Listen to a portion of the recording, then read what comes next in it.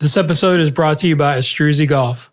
All right, Coach, this data point from Astruzi applies to all of you. Golf facilities who offer lessons see a $2 increase in incremental spend per dollar of instruction. Keep listening to learn what I mean and how it applies to your coaching. I promise, it's pretty staggering. It's not what you know, it's what you can prove.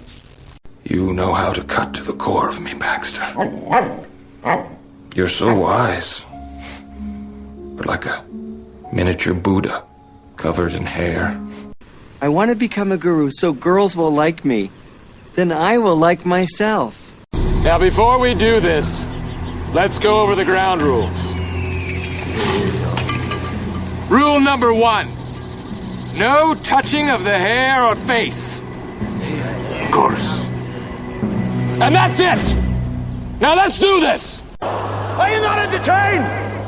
Are you not entertained?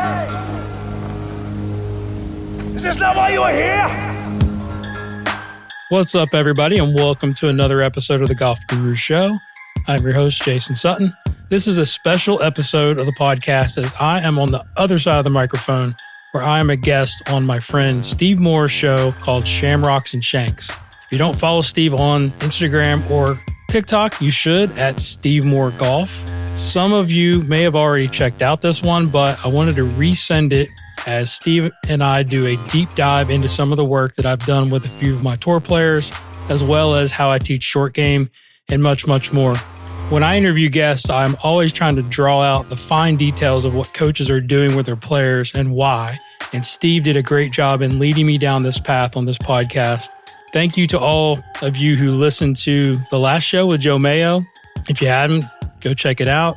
And for all the positive feedback that I received, I appreciate the text messages and the DMs. Please continue to subscribe and download as we need those numbers. And just a caution on this show, as we are looking at videos at the last part when we're diving into the tour players. So after you listen to the audio, you can go onto YouTube and check it out if you need more clarification. So I hope you enjoy this wide-ranging and long conversation. So hang in there until the end. I promise it keeps getting better. Happy New Year to everyone, and thank you for all your support of the show. And thank you to Steve for having me as a guest on Shamrocks and Shanks. Enjoy. All right, Jason Sutton, very warm welcome back on the podcast. You were on a long time ago. It's nearly like 2 years now. So Gosh, I've been really, really eager to get you back on because so much has happened for you professionally. Obviously, kind of our relationship has developed in those 2 years. We kind of got a lot closer in terms of what we teach, what we're learning. This is just going to be a real fun one for me to have you on here. And the last time you were on, we focused more on personal development and so forth. And I really wanted to get you back on because I want to talk about the technical aspects of things. Now, I've seen you in person coaching, which is a fantastic experience. But I've also seen over the last year, your players starting to get a little bit more notoriety, starting to kind of move up on those circuits. And that's been fantastic to see you develop that way. And I just thought it'd be a great way to get you on, get into the technical side of things, the way your brain works, how you see things. Because a lot of your players, we have some idiosyncratic actions, which I think are going to help club golfers, help coaches. But let's start off with what's been going on recently in the last couple of weeks with yourself, because we've had some news, some good news. So if you want to explain to the listeners just that good news you've heard in the last couple of weeks and the exciting things you have coming up in the next couple of weeks, next couple of months. well, thanks for having me back on. I was beginning to wonder whether we were going to get this done and whether I pissed you off or something. So I appreciate it. Yeah.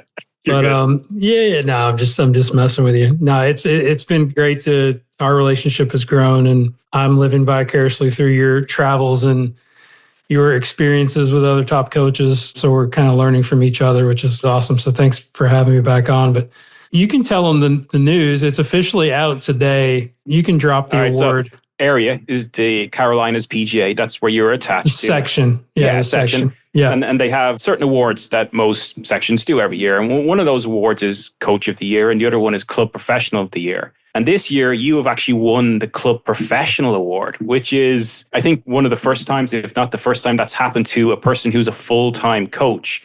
You've also, on top of that, or previous to that, been nominated to actually go speak at the Top 100 Summit, that's coming up soon. So yeah, a lot of nice recognition. And we talked a little bit before the show started, like we don't really do this for the awards, but when you put as much of yourself into your craft, into helping people develop the hours, the energy, the money, the intellect. It's nice to get that recognition. So how do you feel about that award, first off, for your section? And then obviously with the top 100 coming up, how do you feel about that too? Yeah, it's a huge honor to win Golf Professional of the Year because, like you said, it was definitely not on my bingo card, as we say, because it's usually a director of golf or a head professional that wins it.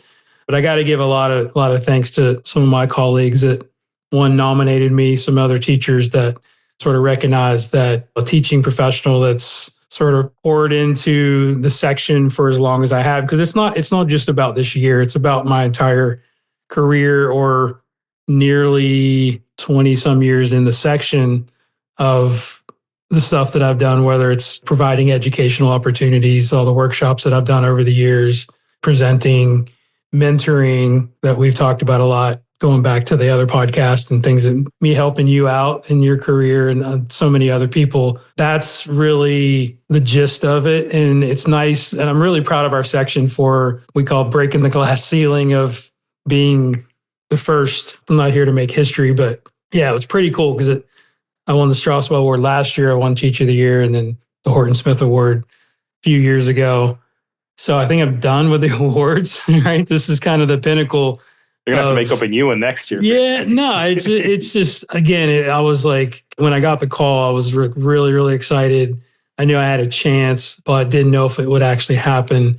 Yeah, it's just, I'm really, really grateful to represent my section, which I think is the best section in the country. We're the largest section in the country, North Carolina, South Carolina. So it's incredible. I mean, I think I told you before we started recording, I was in tears, at some point after hearing about it, because you just get this flood of emotion of, not that we want to win awards, like you said, but it's nice to be recognized for all the stuff that we've been through, the failures and the successes. And just, for me, it's just having a servant attitude and helping other people, which has been my mindset since I got into this section and really into the business. So yeah, it's super cool. Like we talked about earlier, like now I'm like trying to figure out like, what am I going to say in my speech? Like I get ahead of myself. But as far as the top 100, yeah, it's another one that was not on my radar. It's an honor to get to present next week down in Florida. We're going to do some putting stuff. We're doing it all outdoors this year, which is going to be really cool, like kind of a live lesson / application focused seminars. So I think that's going to be really, really good. So yeah, another just bucket list that you don't ask for, you just get lucky. And it's been a heck of a year. I mean, it's like, I told this, I think, to somebody the other day. I think I was talking to Jason Bellotti, my Streezy guy, and one of my business partners. We did a podcast late last year. We were talking about not so much resolutions, but just goals, or like what we would like to accomplish in 2024. And it's just amazing when you put these things out into the universe and you have a sort of a direction that you're moving in, whether it's just getting better at whatever you're doing, that's good things start to happen. When I found out the news about the Golf Professional of the Year, I called Jason and I was like, dude, you're not going to believe this. And pretty much everything we talked about has come to fruition. Like, it's manifested itself. I'm blown away. I mean, I feel like I don't deserve it. My imposter syndrome kicks in and goes, what's going on? But also it makes you appreciate all the things that a lot of people have done for me along the way. The list is long. And then for me, it motivates me to do more, right? It's like, I remember after I got on the top 100 list, one, I was like super excited, but then I'm like, okay, now I've got to validate. And so I'm like, you got to have that second win. Like, you got to validate yourself and go, second major is always the hardest. Right. Yeah, exactly. Then you're like, okay, now I got to kind of prove myself. So that's always what gets me out of bed in the morning. And so now it's like, I'm not that old. So it's like, what am I going to do next? So I'm excited. I'm excited for the future. Yeah, I think, we were texting when you told me about that a couple of days ago. And I said to you, to me, in looking at your development, your career over the last couple of years, no disrespect to what you had achieved to this point, I said to you, for me, I'm just getting that vibe that you're nearly just getting onto like the first or second rung of a really tall ladder. You know what I mean? And I hope so. Just that momentum is just starting to, and it's great for other coaches. I remember texting Mark Blackburn a couple of years ago after he won for PGA Coach of the Year. Yeah, National. Yeah. Mm-hmm. And I said to him, I just want to thank you for doing it the right way. It's not glitz, it's not glamour. You just do the hard work. And when other coaches see that and they go, you know what, I can do this and I can do it the right way. I don't need to be displaying things or kind of faking things in one. I can put in the hard yards, hard graft, and it will come around. It'll be great recognition. And we must also mention, obviously, a good friend of ours, Sean Kennedy, also won an award for in your section. So I think he won Coach of the Year. Teacher of the Year, yeah. It's just, it's so cool because, again, like he should have won years ago. I mean, he's just a fantastic coach, but a lot of times the way these things work and whether you don't sell yourself enough in the application, we've kind of gotten onto in the last few years. I'm like, man, you deserve this award. Let's get you in there. And so excited that he won.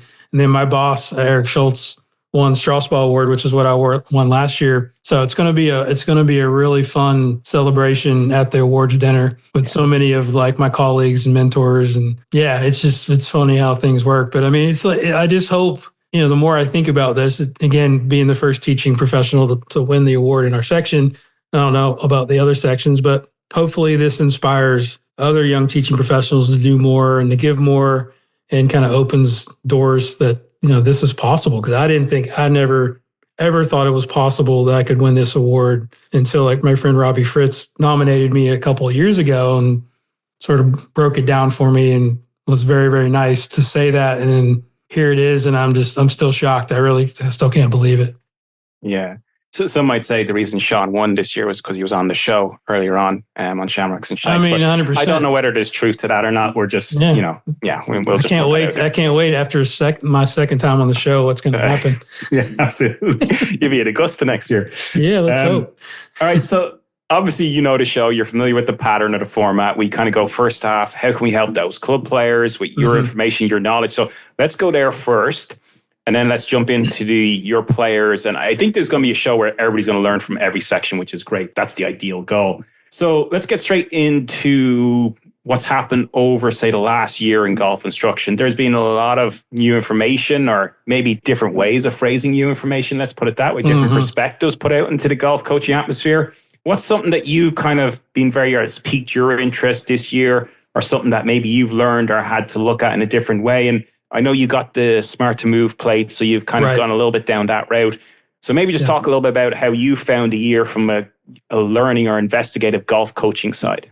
Yeah, I mean, we've been studying ground reaction forces for a long time, right? I mean, and it's cool to have, and I had body track in the past, which was fine for that time. But Smart to Move has been a really good measuring device for me. And a lot of times when you start adding technology to your teaching, a lot of times the amateurs or the club players think that that's too technical for me or that's not for me.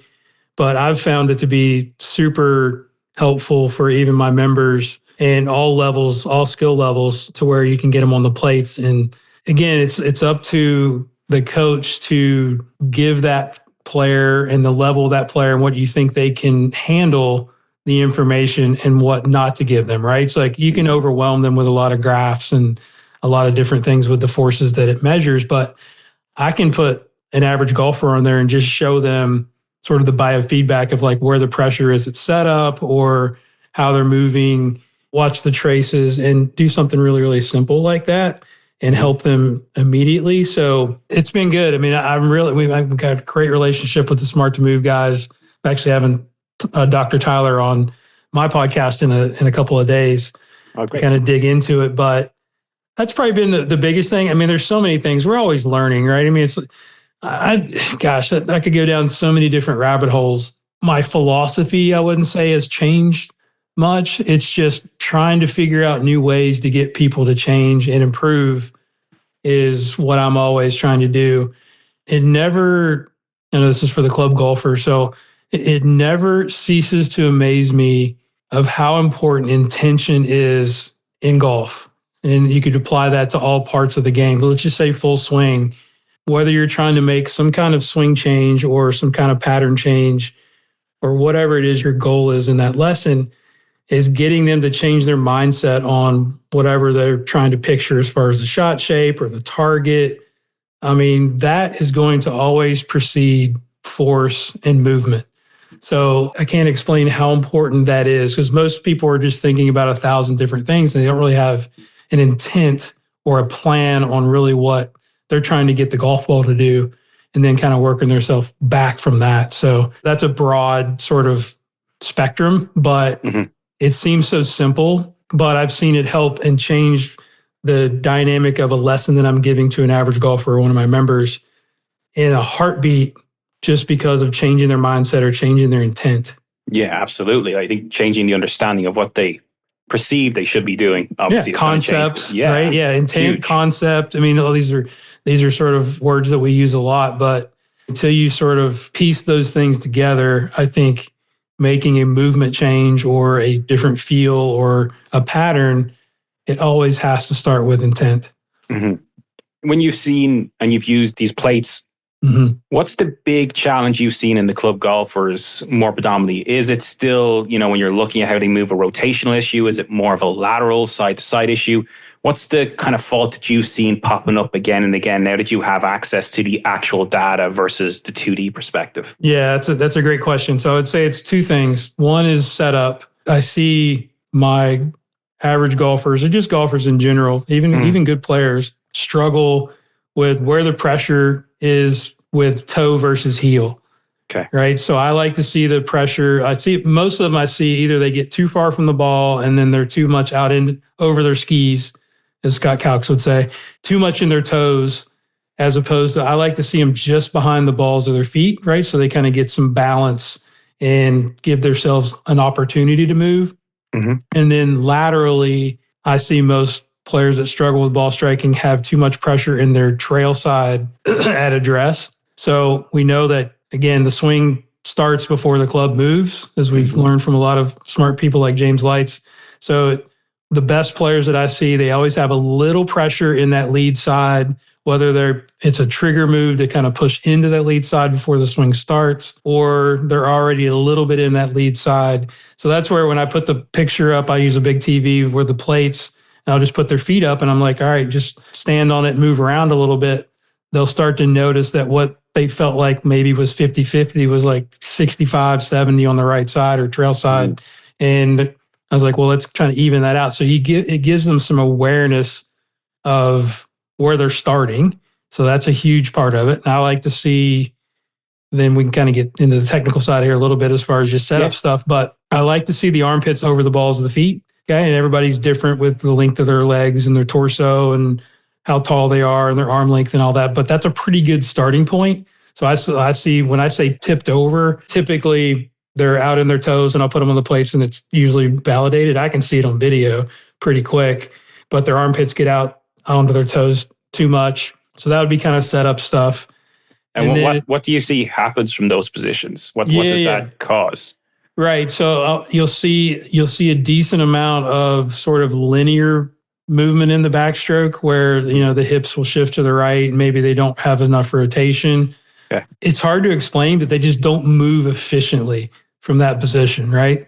So they're not giving themselves that platform to move from when exactly. Yeah. Sometimes we don't have to understand all the details of why things happen, but it's just like I see this pattern every time and it's like the outcome is typically not good. So once we get them set up, and again, this is talking about ball on the ground stuff, right? I mean, with driver, it might be more 50-50 with the pressure. But for the most part, again, this affects like sweet spot control. You see people that are hitting it out of the heel too much. You'll see trail arm extension too early, things that cause shanking. These can all be easily fixed if you get their pressure in the right place at the start. As far as like swing stuff that I'm seeing, probably decent amount of lateral shift into the trail side, but not enough rotation and not enough verticals into the trail side. And I'll see like what Smart to Move talks about is like the point of contact with each foot is very, very important, right? So when they get into their trail side, when I say loaded properly, then that center of pressure is going to be somewhere in the middle of the foot to even slightly towards the heel a lot of times. Okay. In a good swing, players that struggle or average golfers, it'll kind of hang in the right toe at the top of the backswing, which makes it difficult to, it makes it difficult to push in the right direction. I call that line of pressure. And also it makes it difficult to rotate, right? I always say the toes are great for jumping, but not real good for rotating, right? So 100%. that trail foot, I'm pretty fanatical with how they load that trail foot, where they don't get on the outside of the trail foot, but they just have a balanced or sort of stability aspect to that trail side or the trail foot as they load. And of course, they have to have some rotation, right? So the pelvis is going to move a certain way. That trail hip is going to turn up and back, which kind of creates that, right? It's like you can make them aware a lot of times of the resultant place that the pressure is and then how they get there, right? So it's like there's a difference. Like you can tell somebody to turn into their right heel, but it might not be the correct way, right? They might just like rock back into their heels. We want them to get there by the proper sequence of the trail hip turning and then the torso rotating and, the proper shoulder tilts and all that stuff that we enjoy. But that's a big one. So that trail side loading properly is good because then they can actually move into the lead side so that the average golfers don't get enough lateral into that lead side soon enough. If sometimes 100%. they'll do it. Yeah, it's like super late, right? Mm-hmm. And then which creates less of an ability to use the verticals, right? So that's the big thing for me that I've learned with Smart to Move is how crucial that lead foot is in pushing up, which creates that AP force, which is the rotational aspect of the golf swing, right? It's the anterior, posterior. So it's like that. You see me on my Instagram videos using the force pedal. I'll give them a little shout out. It's just a little spongy ball that goes under the lead ball of the foot. And you teach people that you have to start pushing down into that lead foot super early in the backswing. There's a timing aspect of when the verticals are being applied and ground is reacting. That's why they call it ground reaction forces.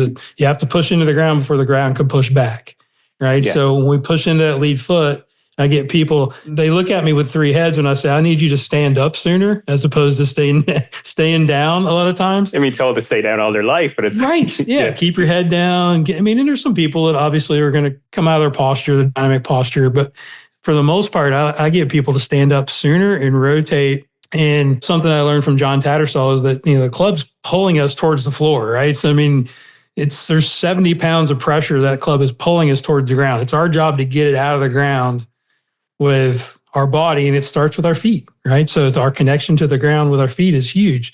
So that's a big thing that I work on, not just with the low handicappers or my professionals, a lot of times is getting people to learn what creates that lead side rotation. And most of it's the verticals. Like you're pushing up with that lead side, and I show them like, hey, you got to push from the left ball of the foot. Why does every good player roll their ankle on their finish? Looks like they're breaking their ankles, right? They're not doing that on purpose. That's just so that lead knee and the lead hip can kind of get out of the way. Why do the long drivers step back, right? Yeah. That's all vertical and rotational force that they're applying to the ground. So those are some of the things that I see that good players do versus the average golfers. For those club players, because we were using a few different terms in there, a bit AP force, a bit of verticals. So if we're saying, okay, well, why do you want me to push? Why am I pushing off my left foot? Why are you telling me to do that? It really is the corresponding movements that creates. So when we're pushing off that lead side, that lead foot earlier in the swing, that vertical push off the ground creates a little bit more rotation in that lead side. The more rotation creates a little bit of that stretch between the hand where the hands are, and creates a little bit more speed, a little bit more opening through. So all these nice things start happening because of what we're working through on that lead foot. And a good friend of ours, Mark Bull, will always comment when you see someone with poor ground reaction forces, look to the left or the lead, heel and foot first to see if there's any issues there and how they're working through that side. So that's really fascinating stuff in terms of that. And it's great that you have that system where you can put people on that, put them up on the screen, and we can match the movement with the visual. They're getting, well, when I feel like I'm this, that's actually neutral, let's say. And when I feel like I'm this, okay, that's there. And then when I'm pushing here, I need to feel great, fantastic. So you're getting, I think it's important that we get that 3D feedback so we know what we're doing with the help of the player and the visual and combo those two things together, which is fantastic. Yeah, you don't have to. We're not saying you got to have like a perfectly straight left leg at impact. No. Like not all players do, but there has to be some pushing. If not, we start moving into the lead side and we keep going, right? There's no braking system, right? Which causes a lot of the energy to get out to the club. All these little things are sort of that down the chain stuff really helps. Everybody comes to us and wants to do what they want to swing faster and hit it farther. And again, I'm not trying to like say we have to have a lot more speed to play better golf all the time. You still have to be able to hit it out of the center of the club face and be able to control your golf ball. But these are the things that help the body move to, I think, improve impact and then, help you to hit it more solid, because guys or ladies are hitting it fat or thin because of a lot of things they're trying to do, which is stay down too long, or they're trying to open up, but they don't really know how to do it properly. For sure. From a student perspective, and this is kind of a way that they could maybe help themselves in lessons. So anybody getting lessons right now, and as they go into a lesson, what's something that you've seen this year in terms of something that a student did you hadn't seen before, or some way they acted, or some action they took even away from the lesson tee that you were like, damn, if I could email all my students to do this, this would either be, and it can be both ways. It can be, that would be amazing, or damn, this student did this. And I was like, never do that again. That is, please don't do that again. Oh, any thoughts around that? Oh, that's a tough question. I mean, because everybody's an individual, right? I mean, we see something different because we're dealing with different personalities, body types. I would just say, because we get so many students that come to us confused, right? And not to badmouth any other coaches, because everybody's trying their best and giving them what they think they need. Absolutely. But a lot of times they get the wrong prescription, or on their own, a self-sabotage by either watching a video that probably was a great video on YouTube or Instagram that maybe wasn't applicable to their problem or what they needed. I think, if I had to email everybody, it's like, just figure out your why, right? It's like, okay, when you say you're going to do this, like I had a student today, it was a great example. I was a 22 handicapper, first time I've ever seen him. And he told me that, well, this previous coach that he had or whatever is telling me I needed to rotate more and this and that. And I was like, okay, I'm in my head, I'm going, yeah, that's probably what you need to do. And he thought he was limited to how he was going to be able to swing.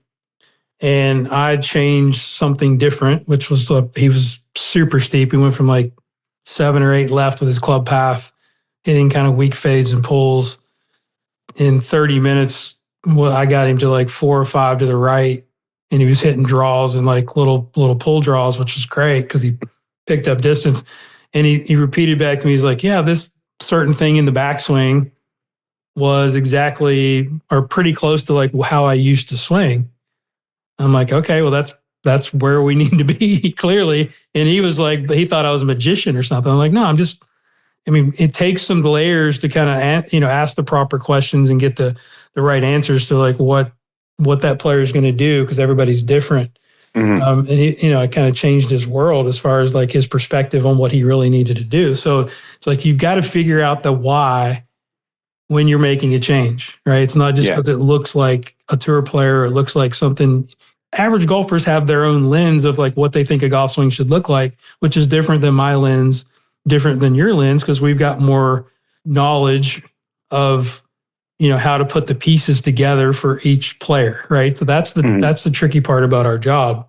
But I think when the average golfer can get some clarity and say, all right, because this guy, he hadn't really had that many lessons, which was kind of interesting. I always ask that question, is like, have you had lessons? And when they say they haven't had that many lessons, I always got to talk them through sort of the process of like, all right, we've got to feel uncomfortable because change is uncomfortable. You've got to be able to embrace that. And he told me, he's like, I'm cool to do that as long as I know that this is going to make me better. Yeah. Right. And as soon as we did that, and then we were on the same page, and then we were off and running. And here he is hitting draws 30 minutes later, which doesn't always happen, right? But it's cool when it does. Yeah, it's nice. So so he has a perfect understanding and some clarity of what his changes are, why, and then where's that going to take me, right? Because that's going to help him to reach his goal of whatever, getting to a 15, right? So it's like, that's the thing. I think if you got to dig deep with that. I think students out there need to do a better job of asking better questions from the coach, right? Yeah. So it's like, it's our job to like give you the information, but we do our best to pull out the information that you have. And a lot of people don't know how to articulate what they're trying to do, right? I mean, that's fair. It'd just be like us trying to learn another sport or another skill. if you don't have any knowledge of it, then that's fine. But when you have all this other stuff that sort of is clogging up your goal of like getting better and it's the wrong stuff. Yeah. And we're trying to pull that out and like push it to the side and say, okay, well, this is really the couple things that we need to do because this is what's going to happen. And this is why. And then we've got the measurement devices to like show them like this guy was super into the data. So I'm like, you don't need to know all this stuff. I just basically gave him a 5-minute tutorial on ball flight. So he understood D-plane fairly well in the first 5 minutes of the lesson. He goes, this is perfect. Like, so I need to make that number go over here. I'm like, yeah. So this is going to measure our feel. Because I told him feel and real is a very long bridge sometimes, right? Yeah. So we're trying to make that bridge a little smaller for you. And he got it really quick. And he was excited. He's like, man, I went from -7 to +4. And look what my golf ball's doing. And now I sort of understand why. And this is what I need to feel. And that's a successful golf lesson, right? So I don't know if that answered the question in a long-winded way, but yeah, we can go down. I think it's not in a negative way. It's not putting the onus back on the customer, so to speak, but I'm always looking at ways, okay, well, I know you work the same way. When somebody comes to me, this is a team effort. We're trying to attain 100%. The same goal here. You do well, I do well. Everybody does well. We're all happy. So how can we all work to make this better? And I think definitely players coming in and going, okay, why? Asking, wanting to understand it. I think we thrive off that as coaches. If you get inquisitive with me, I love it, right? Yeah, and I had a player 100%. this year, same situation as you, just maybe smaller when you were talking about the ball flight laws, where we had a lesson and he'd never heard of them, wasn't aware of them. And we didn't go through the whole lot of them. We just worked on a specific one. Yeah. I mean, and that's then the next section, next session he came back, he goes, I want to show you something. And he started off the lesson for the first 10 minutes and went through all the ball flight laws. He'd gone off and studied them because he wanted to learn. And that's the first time I've seen someone do that, actively go away and learn off their own accord. And I thought that was really, really fantastic. And, then he came back and he had a great understanding. And I was like, hey, so you see this data tile here? And he's like, yeah, I know exactly what that would do that to that. And now that makes me more energized. So it's always interesting talking to coaches about, those students that they see that, do those fun things outside of it, or just put that little bit of extra effort in. And then I can tell you this, if you're a student listening to this, if you do that, we're so much more in. Like, we're already fully in. But if you do that too, like we'll go above and beyond to help players that are going above and beyond to help themselves. Yeah, because we have plenty of players that come in thinking they know more than the coach. Never happened to me. Right. I mean, it's like, and those are the roadblocks we deal with. Yeah. I always say, you can be an open-minded learner, or you can be dirt in a cup. Right. From the old Zen philosopher analogy. But I mean, it's like, you got to be open-minded. And hey, we all make bad calls. I've made them. You've made them. I mean, it happens, but yeah, we're going to work through it together, because I've got plenty of other tools in the toolbox. As long as we know the direction we're going, we're going to figure it out eventually. So it's the ones that come in that want to argue with you.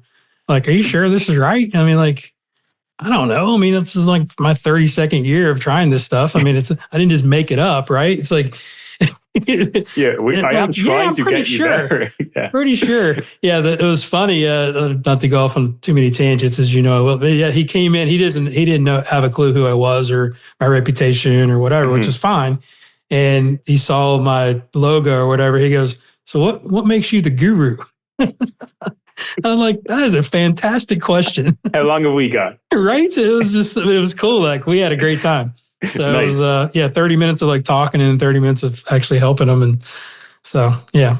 All right. I think what some people don't understand too, about learning golf is it's not like you get a new swing and suddenly the old motor pattern that existed just dissipates and disappears.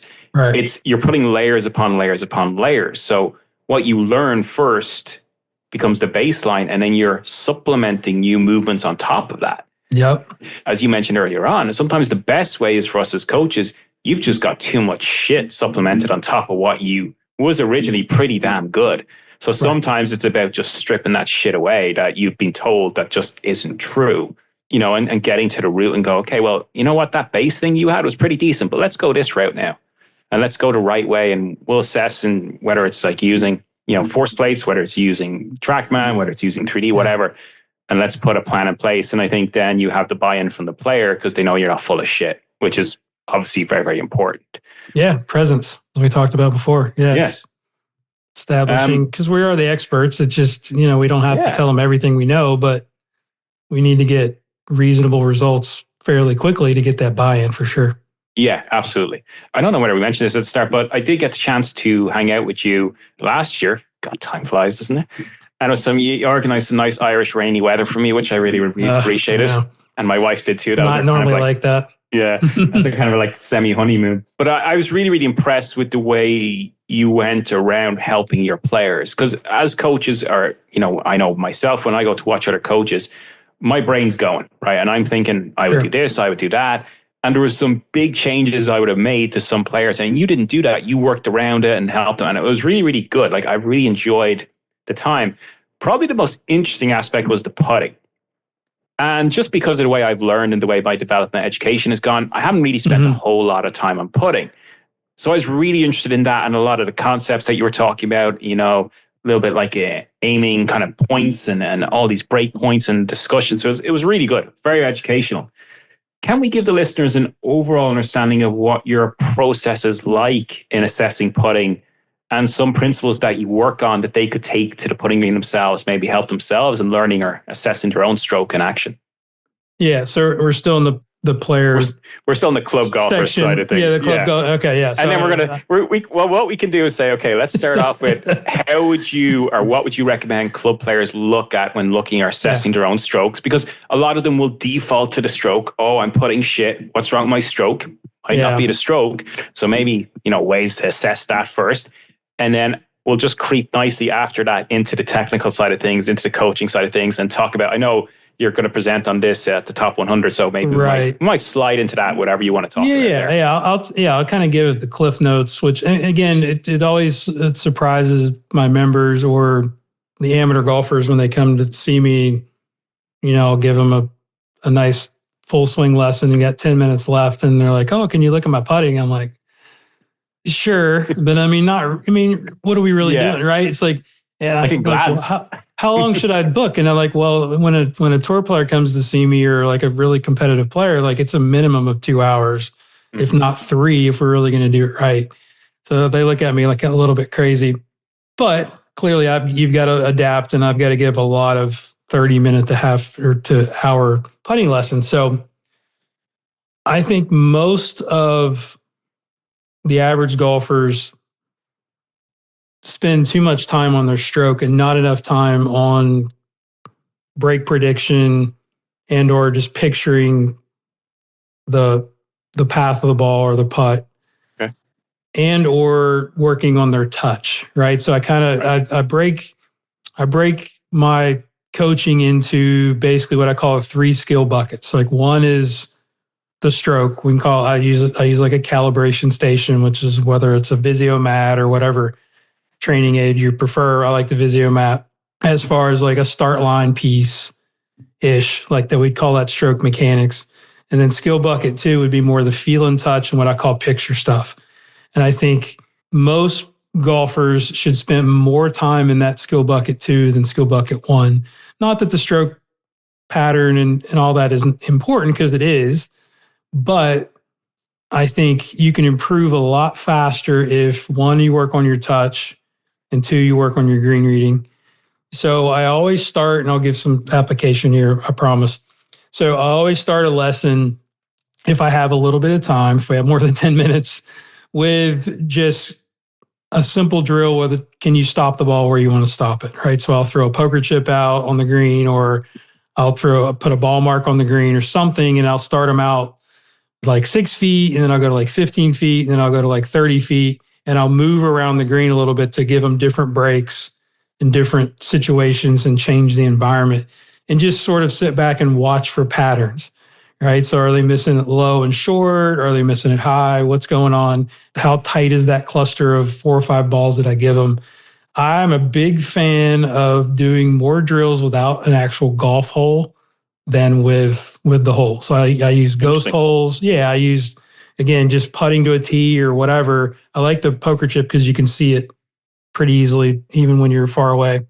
And it's something I learned from John Graham years ago, one of my good friends and mentors in putting. But everything basically is built backwards, right? So I call it reverse engineering the problem. So I'll get people to do that, and they really don't know what they're doing aside from like, I'm just stop the ball here, stop the ball here.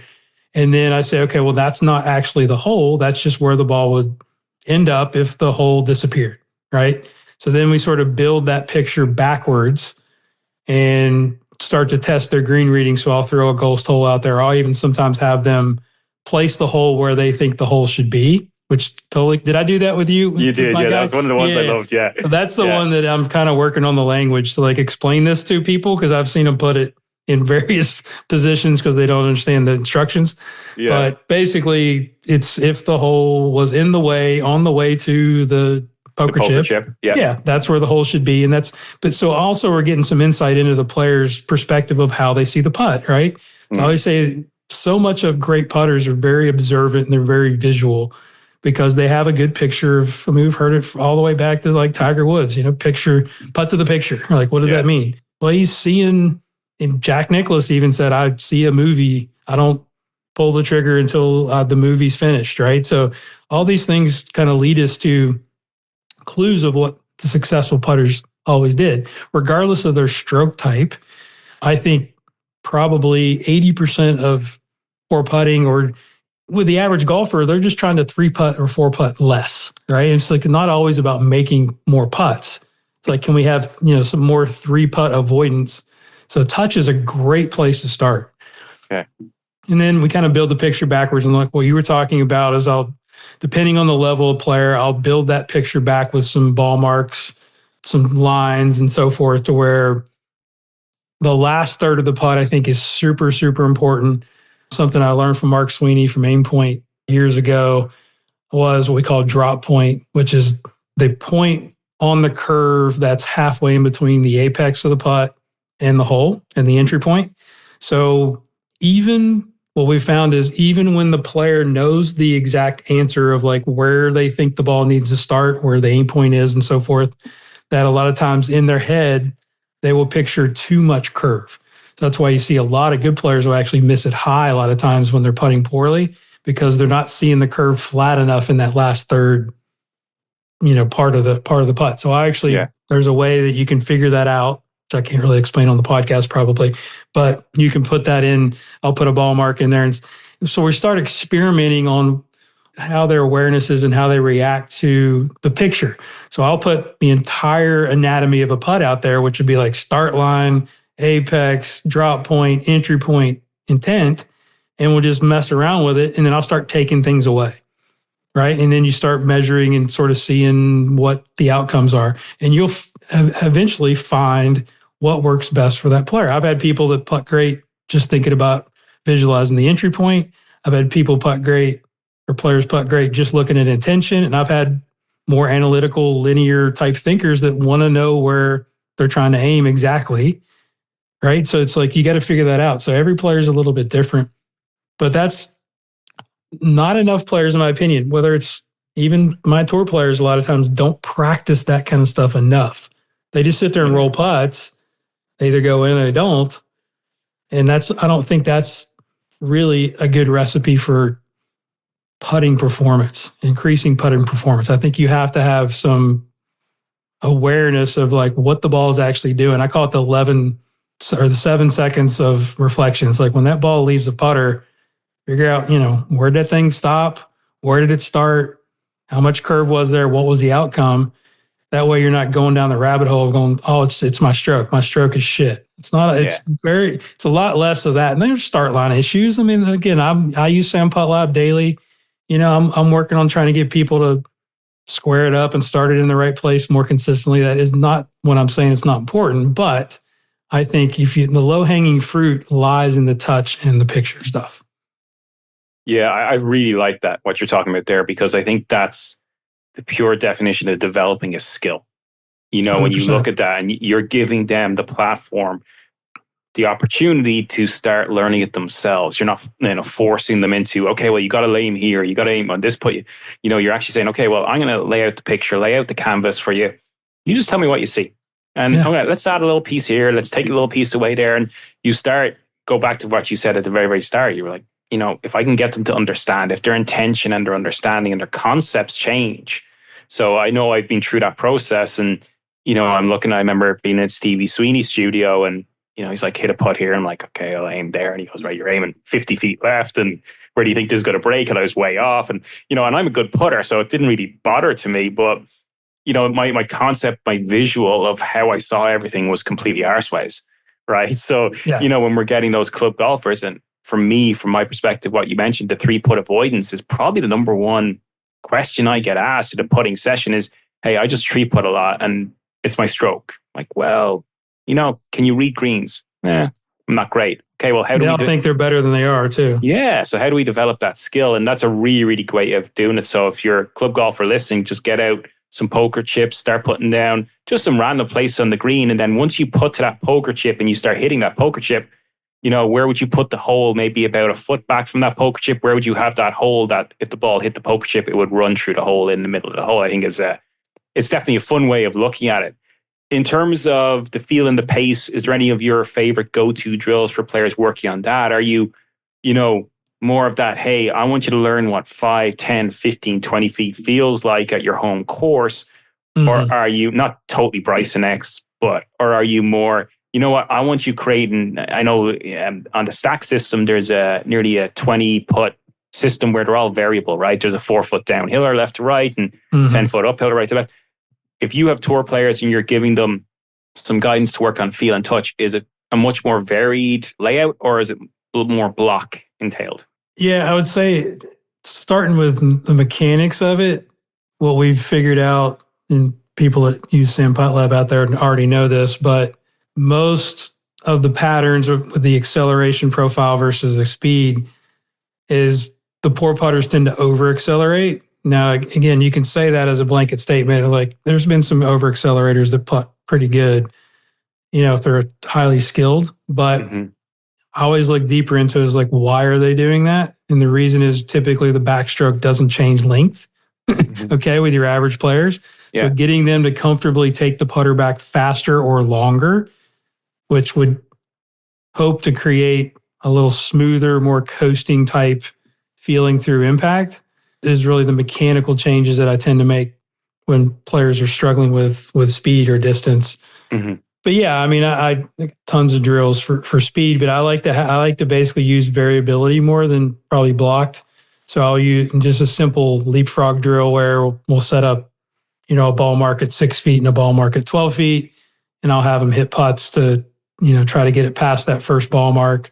And then every putt has to go a little bit farther. So they're having to basically adapt and change the putter speed and ball speed for every putt. If it's short, then you have to start over. Or if it goes past the 12-foot barrier, then you have to start over. So and you can do that backwards as well. Mm-hmm. So I use a lot of those. And I'll use a sort of a different version of the poker chip drill too, is I will throw out 3 poker chips in like different level or different locations of the green. And I'll have them set up and hit them with very little time in between each putt. So they have to sort of adapt really quickly. Mm-hmm. So they don't get to sit there and read it and look at it or whatever. I just want them to hit it, and I want them to look at the outcome. Then I want to turn and hit to the middle one, and then turn and hit to the one up to the right. So I think adaptability is a lot of what's overlooked, I think, in putting as well.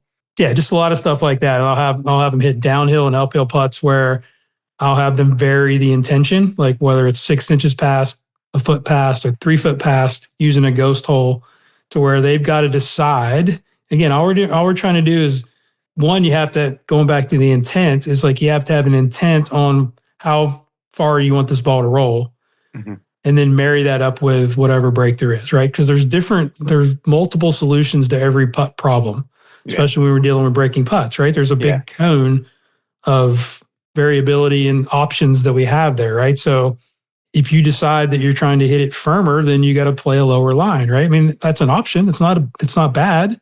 Mm-hmm. I mean, we bring 3-putt avoidance maybe into it, but I mean, getting people to just think through that part of it is why touch is so important. Like, if you can get your touch down and then start to have a decent idea of, predicting slope and predicting break, I mean, the stroke is not that hard. You're halfway there to not three putting. Yeah, exactly. Yeah, you don't have to have a perfect stroke. I'd rather be a better green reader and have an average stroke than have like a perfect stroke and can't read a green. Think about that. I know Sasho came out a couple of years ago with some data in terms of the influence of path versus face aim and impact. And the face aim and impact, I think, was 92, 93%. The path was maybe 2 or 3. It was very minimal compared to the belief that's out there of the influence of it.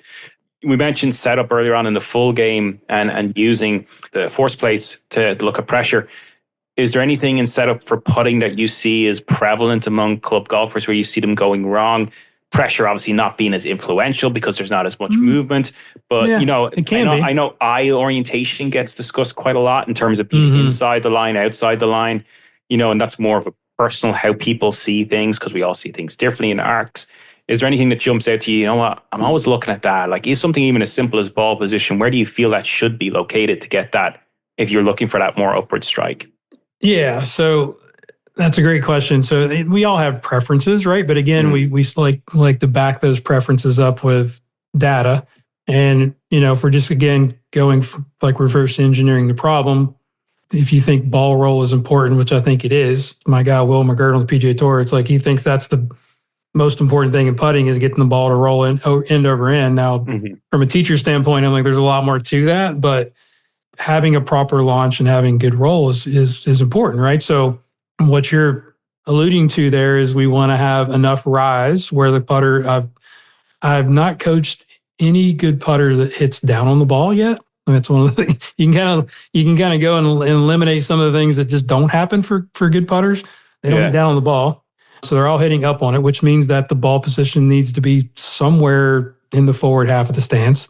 I think every player is going to be a little bit different, but I try to get through a lot of testing and just basically figuring it out through a lot of putts is figuring out where their ball position needs to be in order for them to aim it properly and also to get that launch condition. And then I'll measure, every player is a little bit different, but I'll measure my players from their left big toe to the golf ball, whatever that is. And then I'll measure from their left big toe, sideways to get their ball position. So when they go and set up their calibration station, like Will's a 10-inch, 4-inch.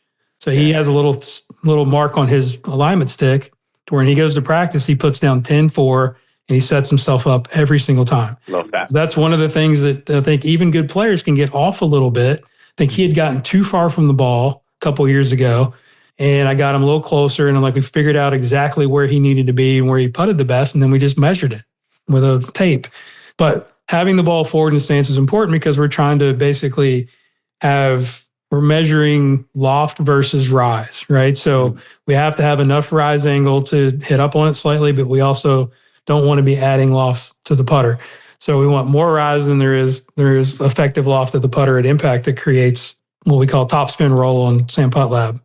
So what launch roughly are you looking for when you're looking at players? Maybe 2 degrees or something around that? Yeah, 2 to 3-ish. I mean, I honestly don't even look at that number as much as I just want to see what the ball does, right? Okay. So it's easy. I just look at the top spin versus neutral's okay. A lot of times that's the one thing on Sam Putt Lab that I might question sometimes. So I'll even get on the ground with an iPhone and a camera and put it down on the ground and watch the ball come off. I don't have Quintic. That would be the ultimate, if you wanted to really see what the ball is. They do have an app now. I'll just give I know. Yeah. I saw that. I need to probably get on that. That would be the ultimate if you have Sam and you got the Quintic, so you wouldn't miss anything. It's like the TrackMan and quad of the putting world. Right. Exactly. But yeah, it's just, somewhere forward. If I start a new golfer or just an average golfer, I'll start with a putter head, measuring a putter head from their left or their front big toe. Towards the middle of their stance. That's a good place to start because that puts you a few inches ahead of center. Beautiful. And then you can kind of adjust based on whatever. Because if you move it back more, then they're going to tend to aim more right. If you move it forward more, they tend to aim left. So you got to kind of figure that out. And then as far as the eye position, again, it's a preference, but it's also, there's some function behind it. I like to see the eyes generally on the inside edge of the ball. I don't like to see it on the middle or the outside. Primarily because aside from somebody with just a super long torso, then the arms tend to get trapped in their sides. They don't have enough room. So one of the big things with my setup keys is I want the arms to be able to be in front of the body. Okay. They can be connected, but I want them to be in front of the body so they can swing freely. So I find if they get too close to it because their eyes are trying to get over the ball or they mistakenly get outside the ball, now they're jammed up and they're a little bit trapped. And then bad things happen. Yeah. So you may be wondering, what does incremental spending even mean? Great question. Incremental spending means additional spending, or in this case, revenue received by the course, which is more than the baseline. So let's break this down and apply it to your coaching business. If a golf facility offers lessons, they will see an incremental increase of $2 per dollar spent supporting or investing in golf instruction at the course, which means if a course invests $50,000 to support or grow their instruction services, the course will capture $100,000 in additional revenue directly from your initial $50,000 investment in golf instruction. Sure, it seems to me like investing in golf coaches is one of the safest business decisions they can make. So coaches, I ask, how can you use this newfound perspective to build more revenue or more value or more leverage into your business? To close out, I think you know by now, I'm a big fan of Astruzi and what they're doing to protect and increase the value we offer to our players and courses. A bunch of you already created an account, and I appreciate that. The download link is in the show notes, or head to astruzi.com where you can create an account. And don't forget to add that asterisk to your last name so they know the guru sent you. I really, really like it's something I've done previously for chipping, is creating little, just putting kind of tape on alignment sticks. Okay, where's the best place? And not even if it's the best place, but just that you're doing the same thing again and again. So every time, as you said, you go practicing your putting, just put 2 sticks down. You're hitting it from the same spot every single time. It's simple, right? What's the one word everybody says to us when they get on the range? I want to be more consistent. Right. Yeah. Well, let's take the consistency and do it in the learning. And I'm a big fan of variability because, again, one of those questions, hey, I just can't take my range game to the golf course. I'm like, well, you're looking at it completely the wrong way. You should be replicating what happens on the golf course on the range, because that's what we really want to do, right? So we need to create that variability on our practice and our learning that we encounter on the golf course. So that's why I like what you said there about the variability of it, creating as much challenge the player, how they adapt to certain situations. And there's a time and a place for block stuff, obviously, but my preference is 100%. That's what I'm saying. Yeah. I mean, with my skill buckets, I always say maximum 10 to 15 minutes in that station. Sit there for an hour.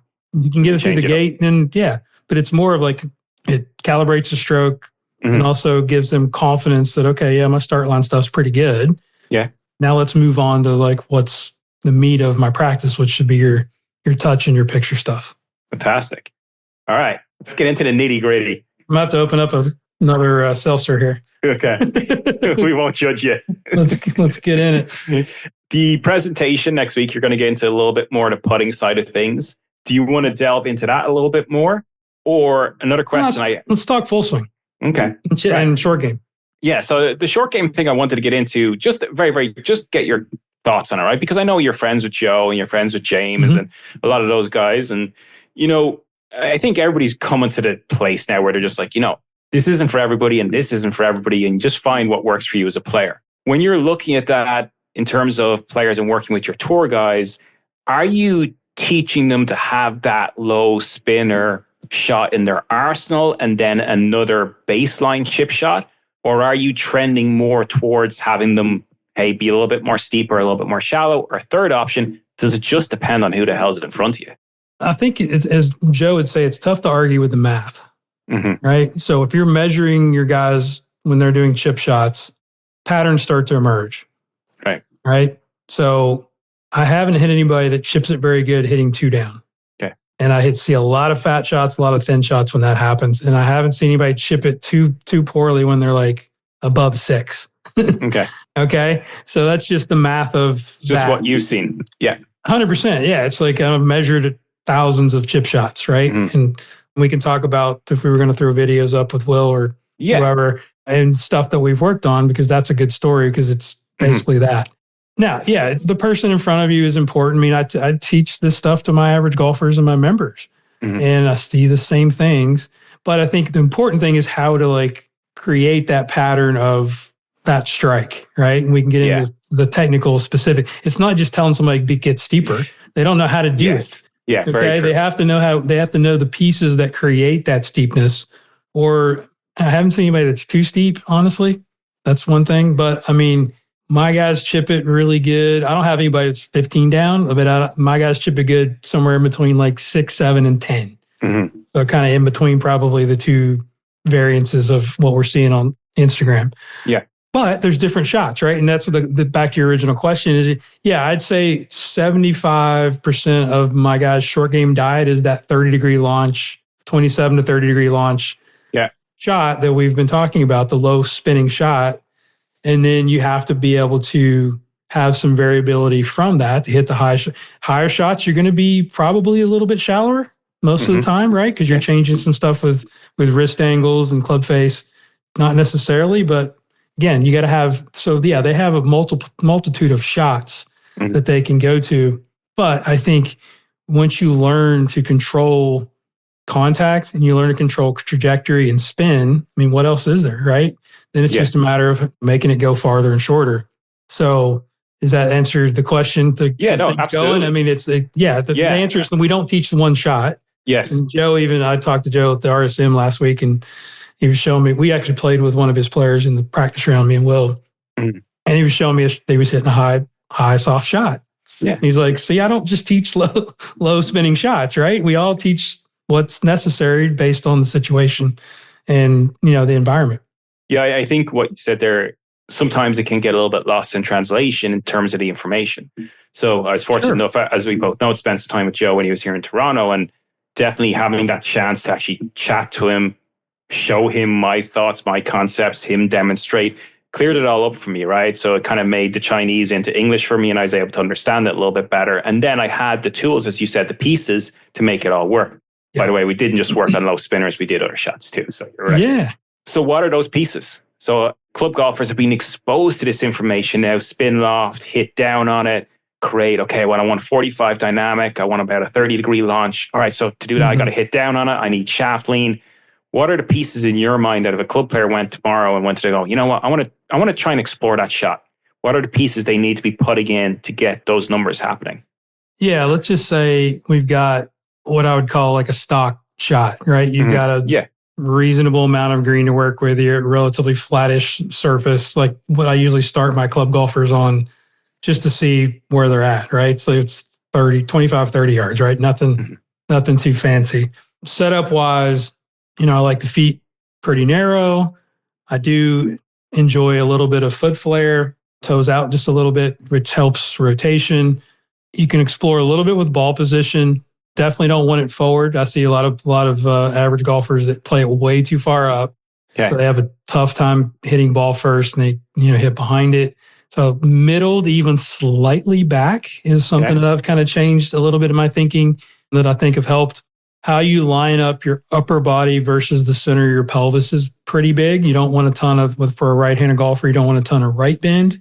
So I almost feel like they're actually left bending a touch towards target, which basically gets their spine pretty vertical. So I feel like that lead shoulder is a little bit lower than the trail shoulder. A little bit lower, maybe. Or just, or level. Just leaning. Yeah, exactly. Kind of level-ish, right? So you're kind of setting them up for success. Now, depending on how tight the grass is, if it's a super tight lie, I would say something I've learned from Ridyard is like the scarier the lie, the more I want the handle of the club up. Yeah. Okay, so when Joe talks about VSP, that's an influence it of that. Sets it a little bit. Yeah. I mean, you can still roll it inside from there, right? I mean, but you still got to teach them how to swing it. Right. So it not an absolute that's going to create a steeper VSP, but we're, again, setting them up for success. So I like, most of the time, I mean, Will tell you this, I'll tell him to get the handle up and I'll show him the video, and like, it doesn't look like it's that far up, right? It's just, you're going to get a little more ulnar deviation of the lead wrist. I just like to get the club flat, right? So I'm not talking about heel off the ground stuff.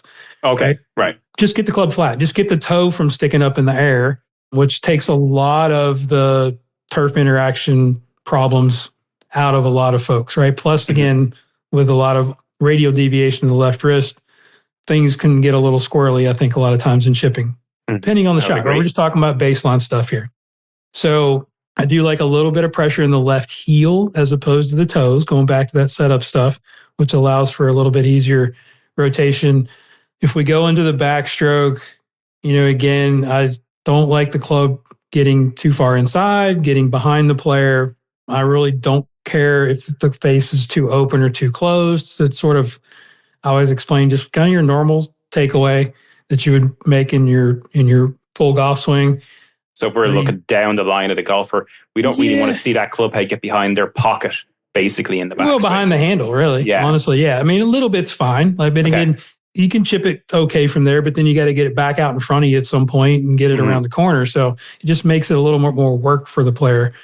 You know, and again, depending on how long the swing needs to be, the club's going to go up a little more in the backstroke. There's going to be some hinge, not a ton, right? I mean, just a little club head above the hands. You can do it a couple different ways there. But for the most part, you know, just a little bit of rotation. I do, one thing that we might differ, me and Joe, a little bit, we talked about this a little bit last week, is I don't really prefer the trail arm to stay straight in the backstroke. I like the trail arm to bend a little bit and fold, because I think that's a big proponent in how we control the arc height in the downstroke. Because if it's too long in the backstroke, I think you've sort of maxed out your width, if you can kind of visualize that, which makes it a little tougher for you to get the club out of the ground on the forward side. Does that make sense? Yeah. So I prefer that right elbow to fold a little bit as the club hinges up. And then in the downstroke, this is where the sequence, I focus a lot on the sequence, is in chipping, or let's say short game shots, the pelvis and the torso are basically going to be one unit. Okay. There's not going to be a whole lot of separation. Okay. So to kind of think of that as like the first horse.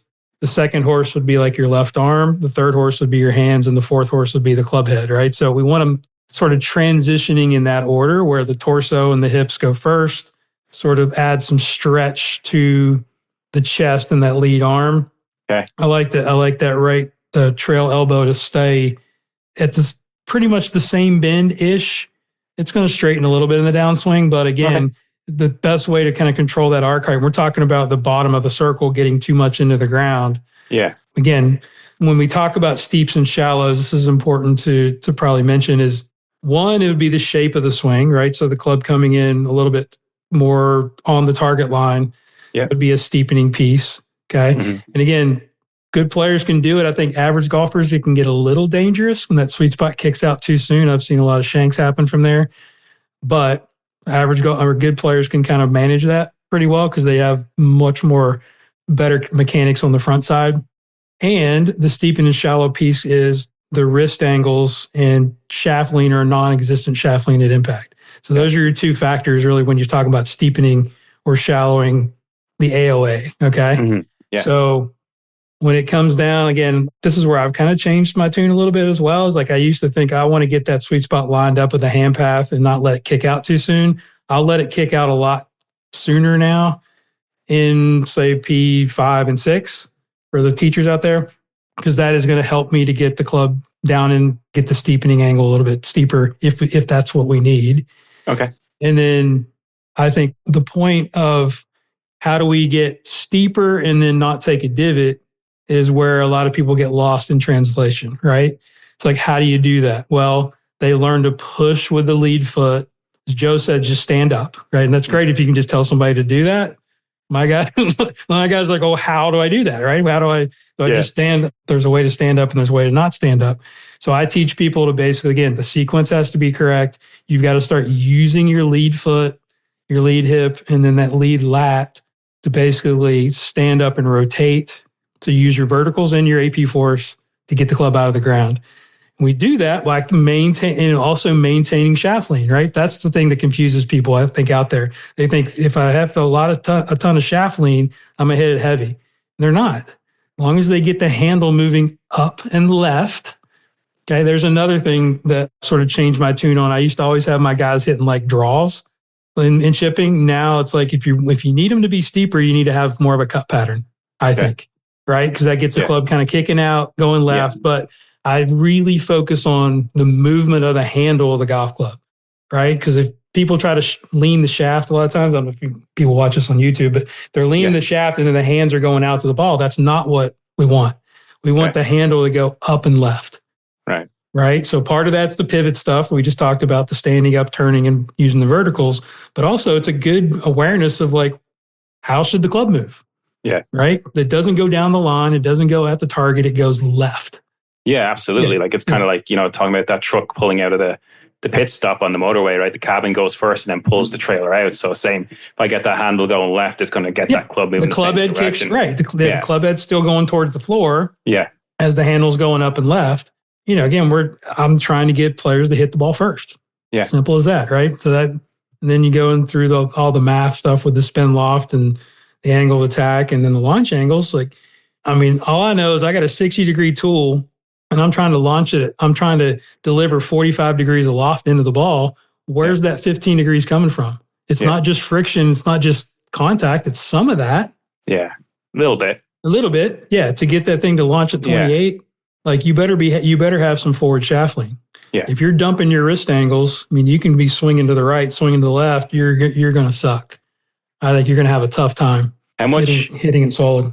How much lateral kind of sway towards target do we need in that backswing? Because if we're going to stand up, right, and we have that kind of elevation and that extension, we would prefer maybe to be a couple of inches in front of golf ball, maybe a top of chipping swing, if that's the best way to describe it. Or can we be fairly neutral? Because if we stand up from fairly neutral, we're probably going to dump it a little bit early.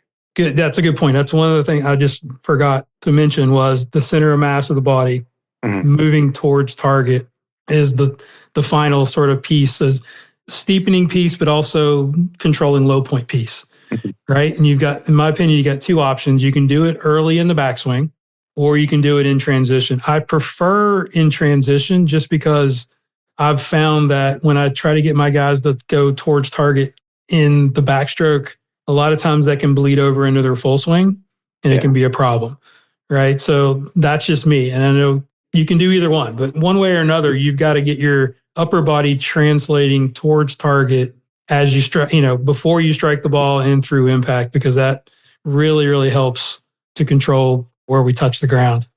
Yeah. I don't think you're too far wrong, because I remember hearing Victor talk about maybe a year and a half ago, but saying when they first started doing this with those pitch shots, he felt it just creeping into his full swing. Right. And that was a big problem with how he moves and how he organizes the club in full swing. So it's obviously there's a lot of pieces to this to make it all work. But the one thing that Joe's been very adamant about is low point and having that low point moved in front of the golf ball. And you can still be steep in terms of the delivery, just as long as that low point's in front of the golf ball, and steep doesn't necessarily mean taking divots. So again, just kind of going through these little pieces and putting them all together. And I think what you kind of referred to a little bit there, and again, if club golfers are still listening, I think it's important to nearly look at it. We've lost them all. We've lost them all. They're gone. What's a steepener and what's a shallower? And what we mean by that is, okay, what steepens the delivery of the club head into the golf ball, and what shallows or flattens the club head delivery. And you got to organize this stuff yourself and look at your chipping action and go, right, how much of which do I have here? Does everything in my swing shallow it out and flatten it out? Well, that's not good. So I got to add in some steepeners, and then you got to go find those. And if you can kind of look at it a little bit that way, like a little jigsaw puzzle, sometimes I found that can help players in assembling stuff. So since we're on the subject, let's have a little look here. And we're going to go. And that's exactly, and as you pull it up, that's exactly what I talk about with Will is Will always thought steep was a bad thing. Yeah. Before we started working together, and he was super shallow. So and kind of do opposite things in his short game and his full swing. Yeah. So we're just going to we just brought it up on screen there for anyone still listening. So we got Will up here, and we've got a down the line and a face on, and the down line on the left, this is a post you put up on Instagram, and I've just transferred the data numbers that you posted up. So we got angle of attack -10, dynamic loft 44. We got that vertical SP we mentioned, which is about 75, which is absolutely fine. And we got that launch at 29. Yep. So we got all the numbers that we want to do. So if we were kind of looking, and we'll just play this video, and both of these swings are going to move at the same time. But if we just have those a look, are different swings, by the way, obviously. Absolutely, yeah. different short game areas. The one on the right-hand side is more of a floaty kind of a higher shot, I think. But if we're looking on the left-hand side, the down the line perspective first, you talked about, and I think it's probably one of the more important things, where that club gets located in backswing. And so if we just bring him back and just kind of stop around here, it's a fairly lengthy swing in terms of what he's doing. But if we stop, he always talks about how he can't believe how long the backswing is. He's like always trying to shorten it, but it's kind of like what we talk about in putting is if you shorten it too much, then you get over accelerated on the downswing and you get out of sequence. So I don't mind it being a little longer, because then it allows him to do his body stuff. Okay, so if anything, allow him to actually get it a little bit longer than what he's doing. So when you're kind of then, okay, well, that's a good position to be in. So as he works down, we're kind of getting rid of this for the moment. Yeah, so this is where we've really worked hard in the last probably 8 months to the year. Is in the downswing, the club head tends to want to drop a little bit too much behind his hands. Okay. See, that's pretty good right there. Yeah. So this is what I'm talking about as far as like getting the sweet spot lined up with the hand path earlier. Yeah. So it kicks out in front of it a little bit. So it kicks out a little earlier coming down as he gets a little bit inside coming down. So he gets a little bit in here. Right. Because he's never had a ton of shaft lean. So we've never really, I'm not going to try to get him to lean it more. So that would kind of take that off the table. So we've got to make sure that the club kicks out. And he feels like his big feels here is he's going to push really hard with his left foot and he's going to rip the handle off the club and left. Oh, wow. Yeah. So he's really see how it goes left. Yeah. That's the big thing we're working on now. It's his scrambling stats have gone way up since we've worked together the last 3 years. Yeah. That's a big part of it. The other thing is him, if you look on the to the right, run it back a little bit, notice his upper body translating a little more forward. See, that's pretty neutral for him. So I actually now, and this is an old video. You can see him going a little bit there. He tips back a little bit. Yeah. So if you looked at the stuff that we did last week at like RSM, you'll see his head actually move a little more towards target in transition, and he gets a lot more on top of the left side. So he can get like as steep as he wants to get, and it just gets better and better and better. Because he kind of runs in there probably 7 to 10 with his AOA. Like he doesn't get super steep. Yeah. And that's when he chips at his best. And that's kind of going back to like, figuring out what your player, how it performs the best. But we still get that window that we're looking for. He can hit the low spinner. He can hit the high one. He can hit the in-between windows, whenever he wants. And you can definitely see that on the right-hand side, the face on, that pulling up of the handle as he moves around the corner. Yeah. I love the rotation through the golf ball. With the body, the pivot, the head, the neck, the eyes. But see, here's the thing. He's not trying to rotate. He's basically pushing up with his lead side. So that vertical force creates the rotation that he's looking for. Okay. And it's set up, happy with everything that he does. It's set up. Still would like the handle up a little bit more there. It's still a little low for my taste. Like I said, when he feels like the handle's way up, it doesn't look that much different on video, especially because this is our short game areas at this point in the year have a lot of grass on it. Yeah. So like at tour events and that grass is much tighter. I want his handle up more, and I'll even have him open the face a little bit more as well. Because he likes to really pronate those forearms around the way through, right? So what's the one thing he does really, really well in this action that if players were looking to take something from this, right? And we've talked a little bit about what you guys are working on, but what's his superpower when it comes to this stuff? I think it's just getting that lead side to rotate and then getting the handle to go left. Yeah. That's the big thing. Because that's something that a lot of average golfers don't hear a lot. And that's why, how many times have you given chipping lessons and the player shows up and they're ripping it inside and then their hands go out and then they keep going out through strike and they hit it in the hosel 10 times in a row. Yeah. And as soon as you get them to like stand up and rip the handle left, then the sweet spot lines up much better. That's what I really like there, where he's kind of got mid hands point. Yeah, that's like neutral in my opinion, right? And then it's moving, he's kicking it out more. It's moving up from there, where we see a lot of club players from that position. You would see where the hands go down, right? The hands would keep going down. But the bad combination is when they get steep, like vertically coming down. The club kicks out too early because their wrist angles have come out early, and then the hands go straight down the line. Yeah, that's when you get the shank. The double whammy. The double whammy, the double negative. So it's not like they're too steep as far as like, again, like understanding forward shaft lean is like huge. So let's look at, we got one of your guys over here. Oh, this guy's the best chipper in the game right here. So unbelievable. This is Brian Campbell. So we're going to talk about Brian in terms of what he's done this year, the achievements, etc. But I just like this to look at this because it's like a slightly different action in terms of what he does with the club head on the way down. So if we kind of just grab this a little bit, I know it's moving a little bit faster, but very much outside the hands on the way back. Yeah. And now there's that little loop, that little shallowing mechanism on the way down, which is when you look at that, you would first say, all right, well, that's a little bit shallow. And we got a bunker game, our bunker shot here too, to have a look at. And we can kind of see the same thing. And the interesting conversation around this would be when we look at Brian's full swing, we see a similar kind of pattern. He does something. It's the same thing. Yeah, exactly. Does the same thing. So when we're looking at this, and I think we have the stats there, but he's been remarkable this year.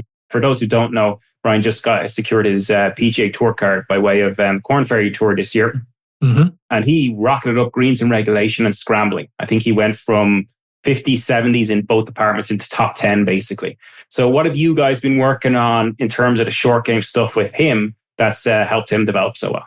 Yeah, so he would be totally opposite of Will. Like, he doesn't need and doesn't really ask for a lot of technical help. Like, I'll give him some of that feedback. Mm-hmm. We do a lot more, say, called performance training, where I'll just have him like, okay, hit this window, hit this shot, cut this one, draw this one. Like, he's a very, lack of a better term, a feel player, and kind of knows his feels. And I'm there as sort of a filter to go, all right, this is not good and this is why, if he has questions. But he's great at like varying his height, trajectory, spin. So this would be a high shot. That's why he looks shallower coming down. When he hits a low shot, that club never gets behind him. He can hit, and he's got a very kind of quickish tempo as well. Like, it's a different cadence than like your normal player. This guy, when he played in the U.S. Open this year, he got it up and down 9 times his last round at Pinehurst number 2. I mean, it's stupid. He's so good. And he knows how to basically control his golf ball so well. But I mean, yeah, this stuff kind of looks a lot like his full swing pattern. Yeah. Which I think the bunker shot really is anyways. I don't try to change that. Yeah, it's pretty similar. I remember Pete Cowan saying to me, hey, if you want to work on full stuff, just work on bunker shots too. Yeah, it's not. Replicates. Yeah, exactly. So he gets quite open. And again, hey, we talk about intention at the start. What's he trying to do here? Hit that high flopper. So he gets a little bit open with that rib cage, that left knee, that left hip. Is that something you like to see a little bit more with club players? And I know there's been a trend to go back to a little bit more neutral. I always like to see players, you mentioned the lead foot flare earlier on, that you like to see. So I always like to see players with a little bit more open body and chip shots, especially club golfers. Is that something you like to see? Or are you happy with players being a little bit honestly, square? I don't. Yeah, I like to keep them pretty square. And I just like to add a little foot flare. I don't really like them. Because again, you can get, with the average golfers, they can kick it out and swing left too much. Because they don't have control over the sweet spot and the wrist angles like the good player does. So I try to get them pretty neutral and pretty square, I guess, with their heels. And in terms of what we're seeing in the bunker action? Yeah, it's just a full swing, right? It's just, I mean, he's stacked a lot more on his left side. Yeah. It's actually a drill that we've done in the last year when he's actually gotten healthy. For his story, when he came out of college, great player, really good amateur player, got his tour card right out of school, lost his card after the first year, and then he got hurt. So he had a wrist, kind of left arm, left shoulder injury that kind of progressed. We've worked together for 3, this is our 3rd year finishing up, I think. Okay. And this is the first year, last year was the first year he's actually been healthy. But one of the things that he would do, like that he kind of came up with to test his left wrist, was he'd hit bunker shots. He hit buried live bunker shots. He wanted to slam that club in the ground. Okay. So he liked to take more divots with his wedges just to kind of like feel confident that it's not going to hurt. Yeah. Kind of a different mindset.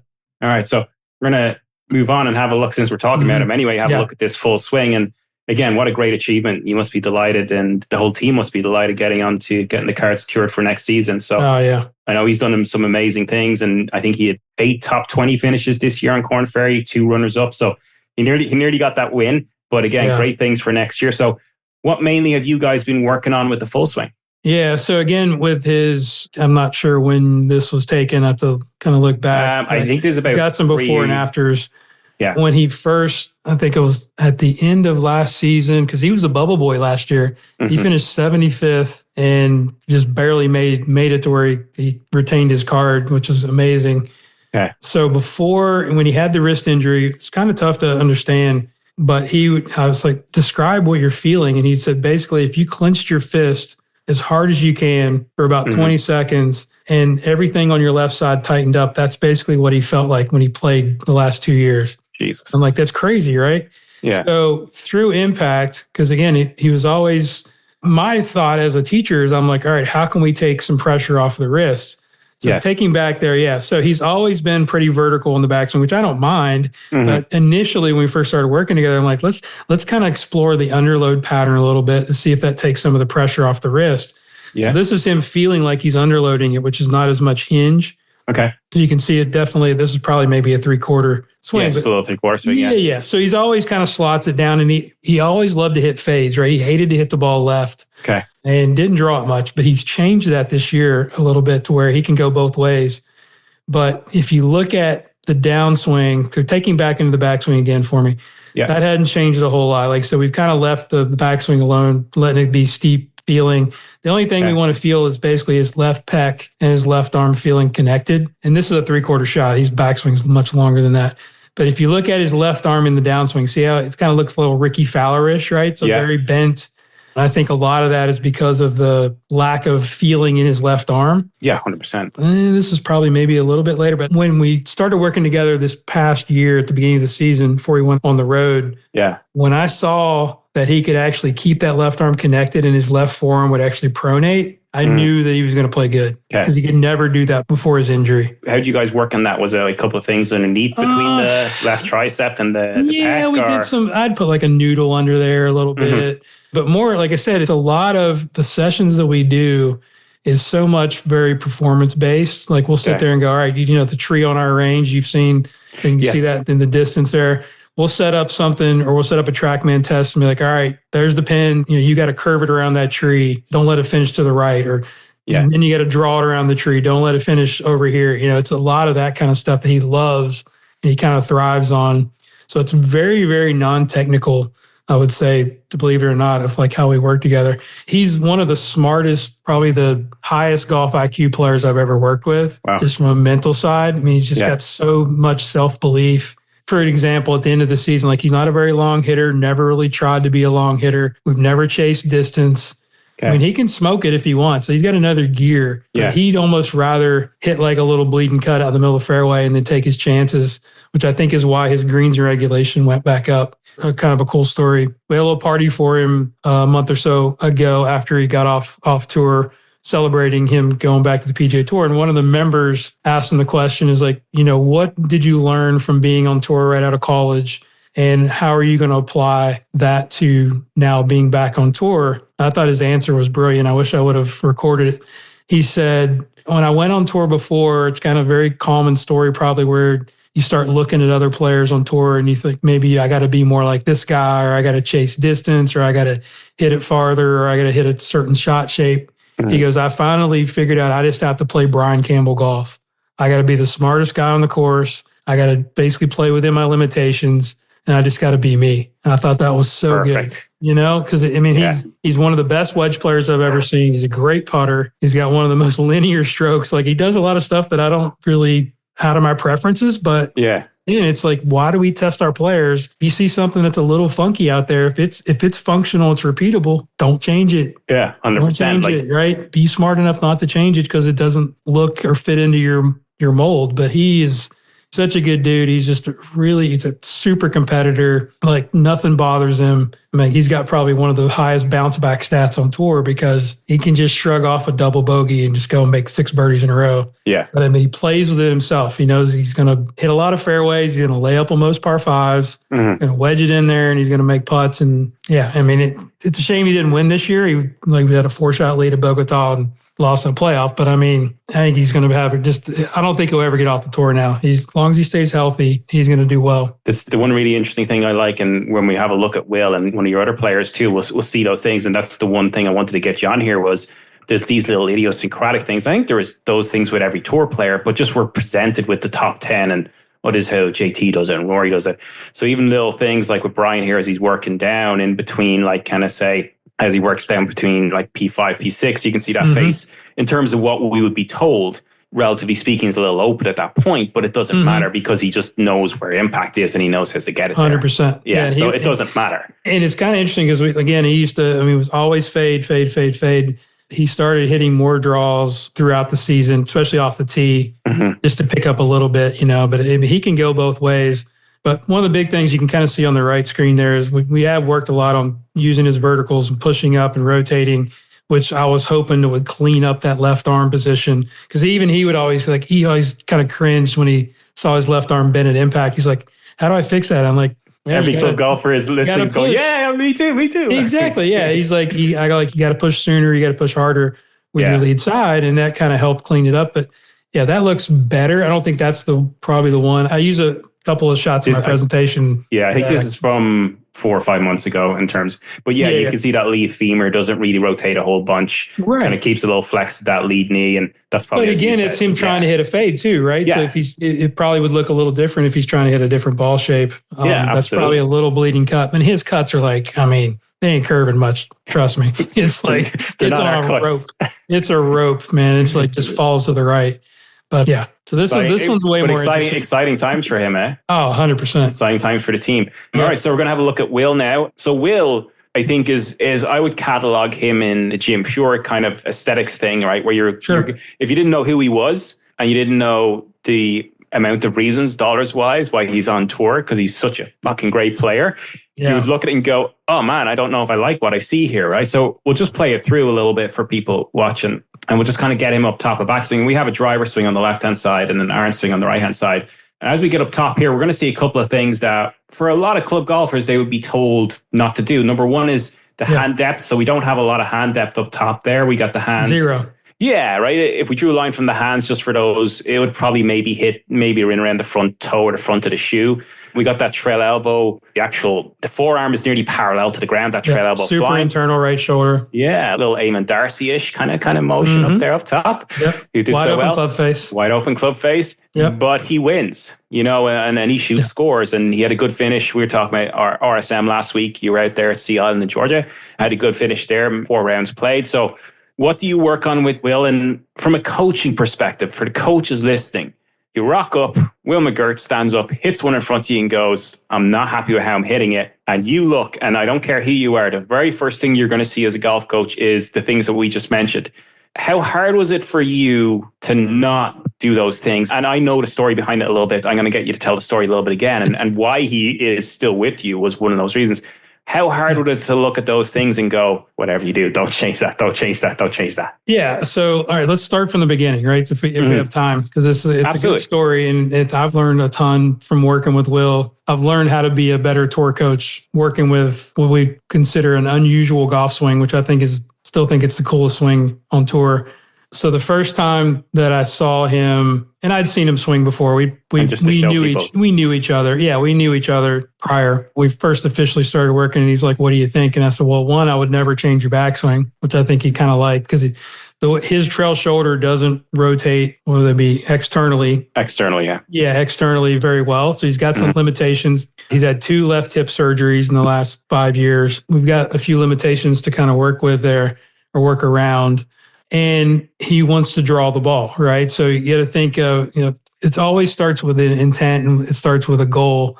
So if you remember the picture that those listeners are actually viewing, the 2 trees that are in the middle of our range, this is him on the golf course. I said, what do we need to do to make you successful? And he said, if you can teach me how to hit it lower than those trees on the right, there you go. It'll be the trees on the right from my bay. We're out on the range with Brian here. And if you can teach me how to hook it around those trees on the left, I feel like I can win again on tour. Yeah. And I tell that story to my average golfers and my members all the time because everybody shows up on your list and you go, I just want to hit it straight. He wants to curve it more. Why do you think that's important? And I was asking, they're like, I don't know. It's like, because if you can curve it, you can control your golf ball. Okay. Yeah. So that's the lead in, right? So I'm thinking, all right, this is me from the teaching perspective, is like, how do I not change his backswing and build that pattern of hitting big draws? Yeah. So when I first started working with him, he was very kind of zeroed out with his club path. Ball was kind of going straight up in the air and floating and not curving at all. And he hated it. Like he hates when the ball goes straight. So the first thing that I do in that situation is I look at how he's moving, how his pivot is moving. So if we had a face-on view back 3 years ago or whatever, when we first started working together, he would get super stacked on his left side. So his upper body would kind of translate forward in his backswing He was very much nearly on like the chipping actually we were talking about before. Yeah, exactly. Yeah. This is where it gets kind of confusing when we start working on chipping and full swing. So we don't want to do that in the full swing. So he would get super stacked on his left side. Early transition, because he was trying to clear his hips, he would kick the club out and the club would come down super vertical and his upper body would open up way too early, which would kind of great if you're trying to hit cuts. Yeah. But not really good if we're trying to hit draws. Yeah. So the club would come in super vertical. He could never get the club behind his hands. And so that's where we started. Okay. So the first thing we did was I wanted him, so we had to get his pivot better. We had to put draw pieces into his pivot. So I literally wanted him, basically his hips would actually reverse as well. You can kind of imagine if you had a line up the side of his right leg and his right hip, his right hip would move towards target super early in the backswing. Okay. So we got everything going towards target. Yeah. Nowhere to go. So the first thing we worked on was basically feeling like we're pushing from our left foot hard, moving our pelvis hard into our right foot as far as he could go. Okay. And then turning his upper body sort of behind the ball, for lack of a better explanation. Right. So I wanted his upper body to feel like he had more spine tilt to the right, more of a draw, more loaded position. And that was not too difficult. And we did work on one little backswing thing, but we'll get to that in a little bit at one point. But the transition piece was the biggest aha moment for us to kind of get the club, again, shallowed out. So we're on TrackMan all the time, right? So we're trying to get that path as far right as we can get it, getting the ball hooking. So what we did early on was basically feel like as he's transitioning, as it's coming out of the top, I want him moving pressure into his lead side, but I don't want him to let his lower body open up too soon. So his right hip kind of kicks forward a little bit there, coming down. So we're trying to basically keep our right hip back as long as possible to allow for time for his hand path to drop and the club to fall more behind him. Okay. So that's the biggest piece. And this is good for average golfers too. If you're trying to draw the ball, most people open up too soon and the club swings across the ball. So we spent a ton of time, like, in his feeling in this scenario is he feels like he's pushing down into his right heel super hard in the downswing, almost like a squat feel. Okay. So he can always feel like when he starts jumping off his right foot too early, he knows his hips are opening up too soon. So this is like the first year that we worked together. So where we could get to where literally, if you watch this work, if he wasn't getting it 6 to the right with his path, he wasn't happy. Because he knew once he got under competition, 6 became 2. Yeah, it would reverse back a little bit. Well, yeah, of course. Yeah. And he's trying to hit cuts occasionally. He can hit a cut, no problem. But again, our stock shot 90% of the time is going to be a draw. All right. Those are the big pieces. Now, learning to flight it, we did mess a little bit with his lead wrist. Again, I get the questions like, how does he square the face, right? He's always done this super well. So the top of his backswing, when it comes out of the top, that lead wrist starts to flex super early, which all good players do, right? I didn't have to teach him how to do that. Now, I had to teach him how to do that a little bit earlier if he was trying to hit a knockdown shot. Right? Because we wanted a little more shaft lean. But the challenge is if you're trying to flight it, what's going to happen? You're going to tend to translate more towards target with your upper body and get on top of it, right? So that's a conflicting piece of our goal, which is hitting bigger draws. Okay. So we kind of abandoned that a little bit. Now, fast forward to just the last year. Stop it right there. See how where his club head's coming out in the exit plane? That's what we're trying to avoid. That's way too high. Okay? So up here. Yeah. It's way too high for him. So I know that's going to tend to happen because we're trying to drop it in. We're trying to draw it a little bit more. But this is the point I want to make to coaches out there. And all PGA Tour coaches know this, but this is good for maybe young coaches that are going to teach tour players. Listen to your player, okay? And this is what I've learned from Will, because he knows, again, all I'm trying to do is pick his brain of like, what were your feels in 2016 when you were your best, okay? So the things he's told me is, I feel like I'm hitting my best when the club exits lower, okay, through post-impact and into that exit plane. So that club would come out a little bit below his. Now think about that, because we're trying to shallow the club, so we're lowering it more in the downswing, and then we've got to exit it more left. Now, why is that important? Because for him, that's his squaring the face piece. Okay. I don't want him trying to bow his left wrist or trying to roll his forearms more.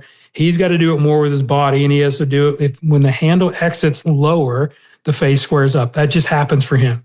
Okay. So this is a cool thing. It kind of happened last week, and this was hopefully we can carry this into next season. is, yes, we're trying to stay closed longer to shallow the club. And we've worked on that 1,000 times and he's got it. Okay. But I still have to consider his left hip being what it is. Like it'll pop sometimes. Like in the practice round, it actually popped. It's not hurting him, but I mean, it's just a weird deal. So I'm still trying to protect his body. And also I'm trying to get the club to exit left. So we're working at RSM on Monday. This is kind of the cool stuff. And this is where I learned, like sometimes it doesn't make sense, but then you just kind of learn from it and move on. He goes, I played my best when I actually dropped my left foot back off the target line and played from an open stance. Now, theoretically, that didn't make any sense to me when we first started working together. I would never in a million years have done that because I thought now he's going to swing more left. Yeah. Okay. All of a sudden, we started messing around with the drill, and he'll probably, if he ever listens to this, he'll laugh because I had him close his stance one time because we were trying to stay closed longer. Yeah, that makes sense. Yeah, of course. And then he goes, well, I'm going to open my stance because this feels really good. And just absolutely started flushing it, started flighting it the way we wanted, coming out of the nice window, drawing it. And he felt that exit feel that he's been looking for. Okay. I mean, he's been playing on tour for 14 years. He knows what his good swings feel like. Yeah. Right. And I'm like, shit, that's it. That's the final piece. And he's looking, he's like, this is unbelievable how good this is. So he was top 30 in ball striking last week. If we could have putted at all, we would have finished top 10. But again, that's just me. It's funny because when we first started working together, we were just talking about other coaches or whatever. And he said, one of the things that Butch Harmon told me one time is like, make sure you listen to your tour player.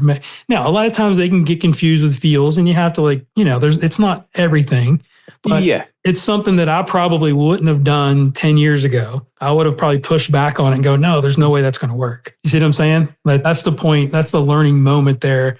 And I think that's why we work so well together, because he would probably tell you, because I know he sent me some other tour players and whatnot. He goes, why do you work with Jason? He goes, one, he'll tell me why. Like, and the reason why we're doing this, and this is, he wants to know the why.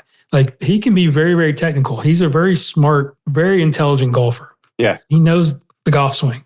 Yeah. So that's where like we have great dialogue, because I'm like, yeah, I can get that. But then he's like, okay, what happened there? And I'll explain it to him. He goes, okay, that makes sense. This is what I felt. So it's me and him going back and forth on what he feels as the player, and then what I'm imparting as the information. And then that's how we sort of get to these conclusions a lot of times. But I would have never in a million years put him in that stance unless he would have told me, this is where I used to play. Yeah. So you kind of started off with the whole process with, hey, what do you want to achieve out of this? Okay, I want to hit it. I want to hook it around that tree, and I want to keep it lower than that. Yeah. Okay, so in your own head, then you're thinking, right, what do I need? The club and the path. And okay, I need all that stuff to happen at impact. All right, how can we get that organized? What's he really good 100%. at? And then what do we change? Because straight off the bat, if he goes, I want to draw it, but I want to stand with an open stance, you're like, well, that doesn't make sense. No chance. Yeah, I would have definitely pushed back on that one. Yeah, as much as you're going to have like the angle of attack down, pushing the path a little bit right, it's still hard to manage those pieces. He's learned how to sequence the downswing nicely now, because that's what I told him. He's like, how does this work? And I'm like, well, we've worked so hard on shallow in the club. You don't have to worry about that anymore. That's ingrained. This is going to help finish it off, which is getting your left hip cleared so it doesn't hurt, getting the torso going, getting the handle going left so you can square the face. Because when the handle goes down the line too much, when it's more like I call a neutral hand path, the face stays open, the ball doesn't draw. He'll get the path right, but then the ball hangs out there and he just goes nuts. So that's why I say, that's where we figured out that the handle left rotation piece is what squares the face up, gets it left of the path, and he can still draw it. So what numbers is he looking at in terms of swing direction and path when he's looking to do what he wants to do? Well, I mean, like the path, like again, when we're practicing, if we're just like working on feels, we're trying to get it to like 4 to 6. Okay, right. And then knowing, and he'll tell you this, knowing that he'll play at like 2 or 3. Yeah. But can work and sling it if he needs to. And then the other thing with his wedges is like he likes to be able to flick those wedges down. So we want that draw with a kind of a low trajectory. So we used to do a lot of off-speed stuff where I would have him hit 8 irons 100 yards. Yeah. Which would drive him crazy. And he would try to hit his 100-yard club like 50 yards with a full swing. We did a lot of that kind of training, a lot of deep practice, as I would call it. Yeah. So he could kind of ingrain the feel, especially. And then we've used a tons of bands. Like I'll put the band on his shoulder and under his feet. I'll hook bands into his belt and like jerk him the other direction. Like anything for him to like create an opposite feel, he really responds to nicely. And look at that coming down. Like I say, the backswing pretty stuff. damn good. It's unbelievable, right? I should have started off with the video from there. Yeah, it's unreal. Yeah. Were you at any stage, and I noticed I kind of heard this discussed between tour coaches sometimes, or kind of more elite coaches would mention about other coaches, is sometimes coaches are afraid to make changes. They're afraid to rock the boat and lose their tour player. How did you deal with that with this guy? And you're kind of like, were you, because you started this podcast where you're, I won that award, and, a little bit of imposter syndrome. Well, this is the ultimate challenge for that, really, isn't it? It's such an idiosyncratic swing that you're standing there going, all right, everything's an ecosystem. So anything I do here is going to affect everything else. So I got to be right. Were you okay with possibly making mistakes and just be very open with him and go, let's just try this? Or were you, before I say anything to him, I'm going to investigate the hell out of every single thing I'm going to do? Or were you just, you know what? I trust myself. I know what I'm doing here. I trusted myself. Yeah, I think I've done it for long enough to where it's weird. It's kind of like I just saw beauty in what he was doing, because it was kind of funky in spots, but then beautiful in others. And I don't know, it just came together in my head to where okay, it was very clear what I needed to do. Yeah. For whatever reason, I'm like, I got to slow his torso down. I got to make time. I understand the sequence of what kind of needs to happen, regardless of where that club is at the top. And he'll even say, one of the first times we met, I'm not going to mess with the top of your backswing. He goes, good, because that's all I got. I've made over, $11 million with that backswing. I don't think we need to mess with it. Yeah, he knows where impact is. Yeah, it's not even, and plus he's drawn it in the past. It's not like we were trying to get into a different pattern. What I typically do with a player, and usually they're coming to you, they're struggling, is I always ask them, what were your feels when you played your best? That a lot of times they forgot, right? Yeah. That's the cool thing, is when we will get on a good session, he'll be like, I feel like I'm back in 2016 again. This is as good as I've hit it. And that was one of our moments last week. That's why I was so disappointed we couldn't figure the putter out, and he's normally a great putter. But it's so cool to be able to kind of put those pieces together and develop a pattern that works. I mean, you look at him coming down there, it's it's as good as it gets. Oh, it's so good at impact. Right? Too. Yeah, it's amazing. The only time I've ever worked with his backswing, as far as his hands and arms, occasionally his hand path will drift. If you look at his, right from the takeaway, take him back to address, his first, from 1 to 3, he's pretty conventional. His hands are going to move. He's got that ball significally out of heel. Oh, yeah. That's another thing. Everybody on Instagram says, why does he address the ball? Hold on a second. So why does he address the ball out of the hosel or whatever? He goes, that's how he perceives the sweet spot. That's his answer to that. He said, I guess one of his old coaches tried to get him to line it up, and he missed 6 cuts in a row, and they quit doing that pretty quick. So again, it's I don't care, leave it alone. But I mean, his takeaway, watch, his hands are going to move in, his left arm's going to move in. Yeah. Which I really like. Yeah, I think it's beautiful. It's stop right there. Yeah. Yeah. So occasionally his hands will move a little straight going back, and he'll have a little tougher time drawing the ball. So we did make sure that the hands are always moving inward. Okay. At the start, and his trail hip moves back, and he immediately got the path back to the right. No problem. He's got a little Cabrera-esque kind of action. Oh, yeah. At that point. Yeah, I like so that. So cool, right? Yeah. I love the trail forearm movement and backswing too. The way he pitches that shaft up. I really like that position. Yeah, there's a breaks lot all the of good rules pieces. there. But that's why I love it, right? As a golf coach, it's really easy to sit behind Tiger and go, that's really amazing. That's really good. The challenge is when you get a player like that in front of you. And if you're ever going to get it to that top level, you're going to get a player like that in front of you, and you better know what you're doing with him. In terms of that. So you're gonna get a player like that. Do we have time for one more? Yeah. Can we take a 5-minute break? Yeah, absolutely. Yeah. I spent a lot of time watching YouTube videos of him back in the day too. That was the first thing that a lot of coaches, I'm sure, will do. So another one of your players, Keegan Bronberg here. Again, for people watching on YouTube, this is going to be a lot easier than people sitting at home. But let's roll through this swing, and we'll just go and kind of see what you've worked on with Keegan. So when was this taken? That'll be this one. I can probably tell you. Yeah, take it to the top and I'll tell you. Okay. I think it's from a little while back. Fascinating. It's not that far. Yeah, it's probably not that long ago. So what we're looking at here for people listening is player, obviously tour player, great setup, takes the club a little bit outside, a little bit closed. So club head resides somewhere between hands and golf ball at P2, which is shaft parallel. And then that club head shaft gets quite a bit steep in backswing, neither good nor bad, and then gets into a great spot up top and good in transition. Maybe it's not a good spot for him. Yeah, but does get it a little bit, works it a little bit outside of the body on the way down, and great rotation, so opens up a lot through impact. So again, same principle in terms of obviously what did the player want and what route did you guys take in helping him achieve that? Yeah. So Keegan's a great player, mini tour guy, played at Ball State, didn't quite make it through Q school. I think he finished pretty close to getting through first stage, plays G Pro, a lot of talent. Love working with this kid. Another kind of unusual looking ish swing, which I think is cool. But again, it's like, I think when you work with players, you've got to explore and sort of pay attention to when they play their best versus when they look their best. Okay. So this is probably not that long ago. We've gone through a pattern of where he struggled a few months ago with his ball striking. And what I found was when he first came to me, let's back up. I'm getting ahead of myself, right? So wants to cut the ball. He's a fader. Okay. So that's the first thing, right? So we're working in the sort of fade pattern. And he would lift his arms a lot in the backswing, and then he would lay the club off quite a bit at the top. Okay. Right. So, and I was okay with that. I didn't like the way he was moving. His body was moving early on. It would be cool if we had like before stuff. We've been working together for a couple of years now, I think, probably 2 years. Okay. Nice. Seasons. He basically in the backstroke, he didn't turn his hips a whole lot. He would lay the club off, which was fine. But then he would jump out of his right side super early. Right hip would kick in towards the ball super early. And he would almost get too above plane and get a little wipey, right? So it's like, and I told him, like, we want to cut the ball. It's great, but we actually have to shallow it out a little bit and hit sort of what I'd call more shallow cuts. Yeah. Because it would really bleed up into his driver would start curving a little too much left or right. So he would get a little steep on it, a little bit too out, path would get a little too far left. Okay. Yeah, but this is the interesting thing and this is where we just started our off-season program a couple of weeks ago.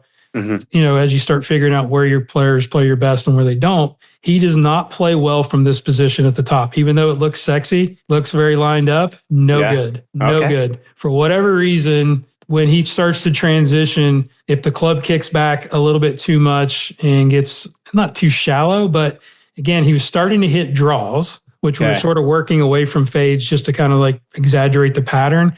But then he played like shit. Yeah. So we're digging back into, we do a lot of stuff online and just texting or whatever. And I was like, look, we got to get back to the takeaway. The takeaway was pretty conventional. And we got to get you feeling like the club and the center of mass of the club is more behind your hands at the top. Okay.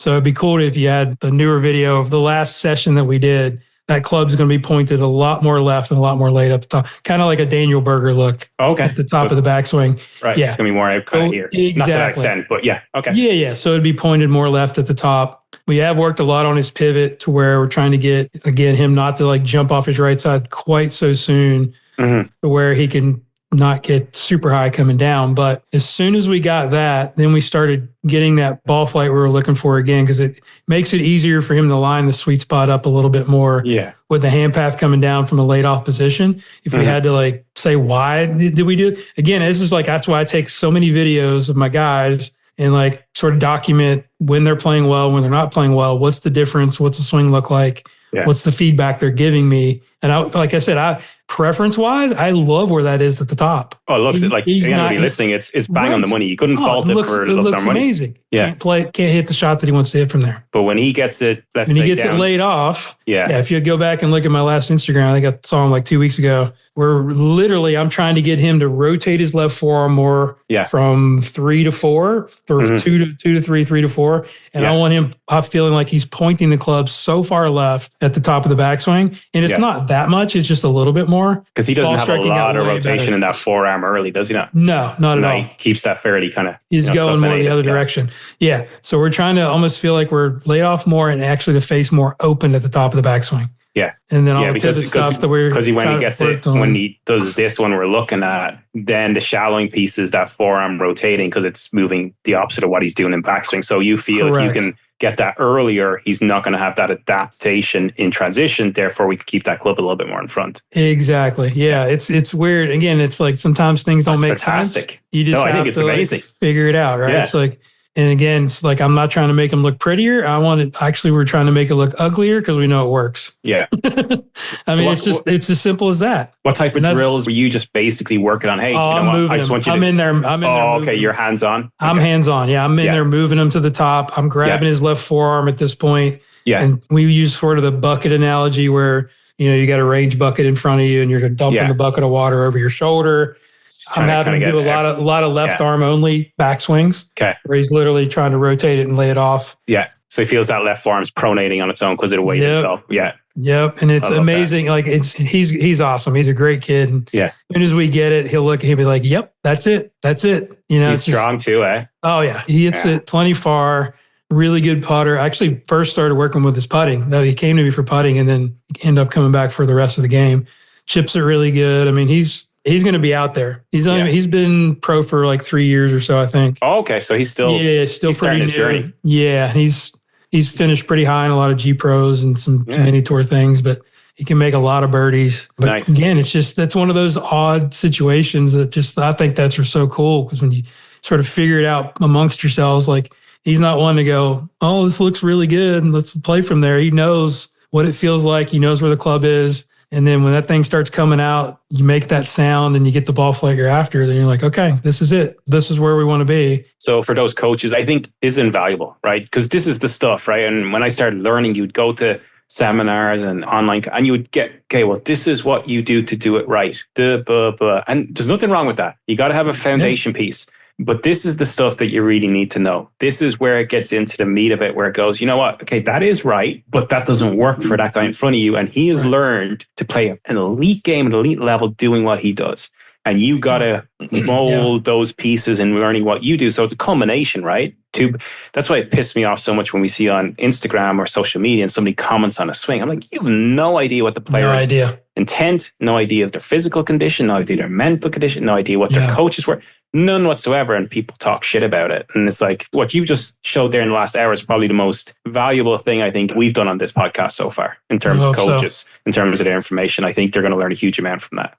Cool. I hope so. Yeah. It's like players have to see, going back to the intention in ball flight. Yeah. Like he started hitting draws and it looked cool, but he didn't know where to aim. Yeah. Like he would tell me I'm setting up. I think I'm set up for a draw, really probably more neutral and set up for a cut. And I short side myself and I'm pissed. And it just the picture wasn't matching up with the pattern. Yeah. So as soon as we start hitting that little fade again, now he can go and, be himself and start to play golf again. All right, man. I think that was probably the longest podcast we've done. Hey, like 2 hours. I'm definitely going to have to split this one up. Thanks for hanging in there with me. Yeah, it's hopefully that I get going and I get into it. So no, it was class. Thank you so much. So obviously, club golfers, if you're still hanging on to this late, I hope you did. Thanks to Jason for helping you all out, and then obviously the coaches. Again, this is just my opinion. You don't have to take it. I think this is probably the most valuable coaching section we've done in this podcast because it's real world, practical stuff that you can help you develop your career and develop working with really good players. And I think that's at the end of the day for most golfers, that's what you want, right? You want that real world practical thing, which is fantastic. So thank you so much, my man. We know you've got probably a lot of requests now that you're, such an elite player. Hope you still talk to me when you're famous and out on tour 30 weeks. It's all downhill from here, brother. Yeah, we're done now. No, I appreciate you having me on again, man. It's hopefully people can hang in there and you probably split it up into 2 parts, but I value your friendship and the work that you're doing and putting in. Mad respect for your career. And I'm pretty excited to see where you're going to go as well. So always here to help. Appreciate that. Okay. Awesome. Thanks, Jason. My pleasure. What's up, everyone? Guru back here again with a couple things before you go. First, big thank you to Steve for having me on the show. I hope you get some info that you can take back to your lesson tee and help your players. I enjoyed doing that. Make sure you follow him on the gram and TikTok at Steve Moore Golf. And thanks again to our sponsor, Estruzy. Make sure you go onto the Estruzy app and check it out. Make sure you add the asterisk after the name so we know that you heard it on the show. And also give me a follow and reach out to me on X, Instagram, or TikTok at Golf Guru TV. If you have a question or comment from the show, just shoot me a DM. That's the easiest way. And this episode was produced, as always, by Joel North. Thank you, Joel, for your continued excellent work. Music was by Kevin MacLeod and Zach Mullet, aka Cutta Beats. And leave me an iTunes review or a Spotify review. That would be great. Always leave you with my mantra that I live by. RIP Mr. Jim Rohn. Study, practice, teach, and then make sure you pass it on. Thanks so much for listening. I'll talk to you next time.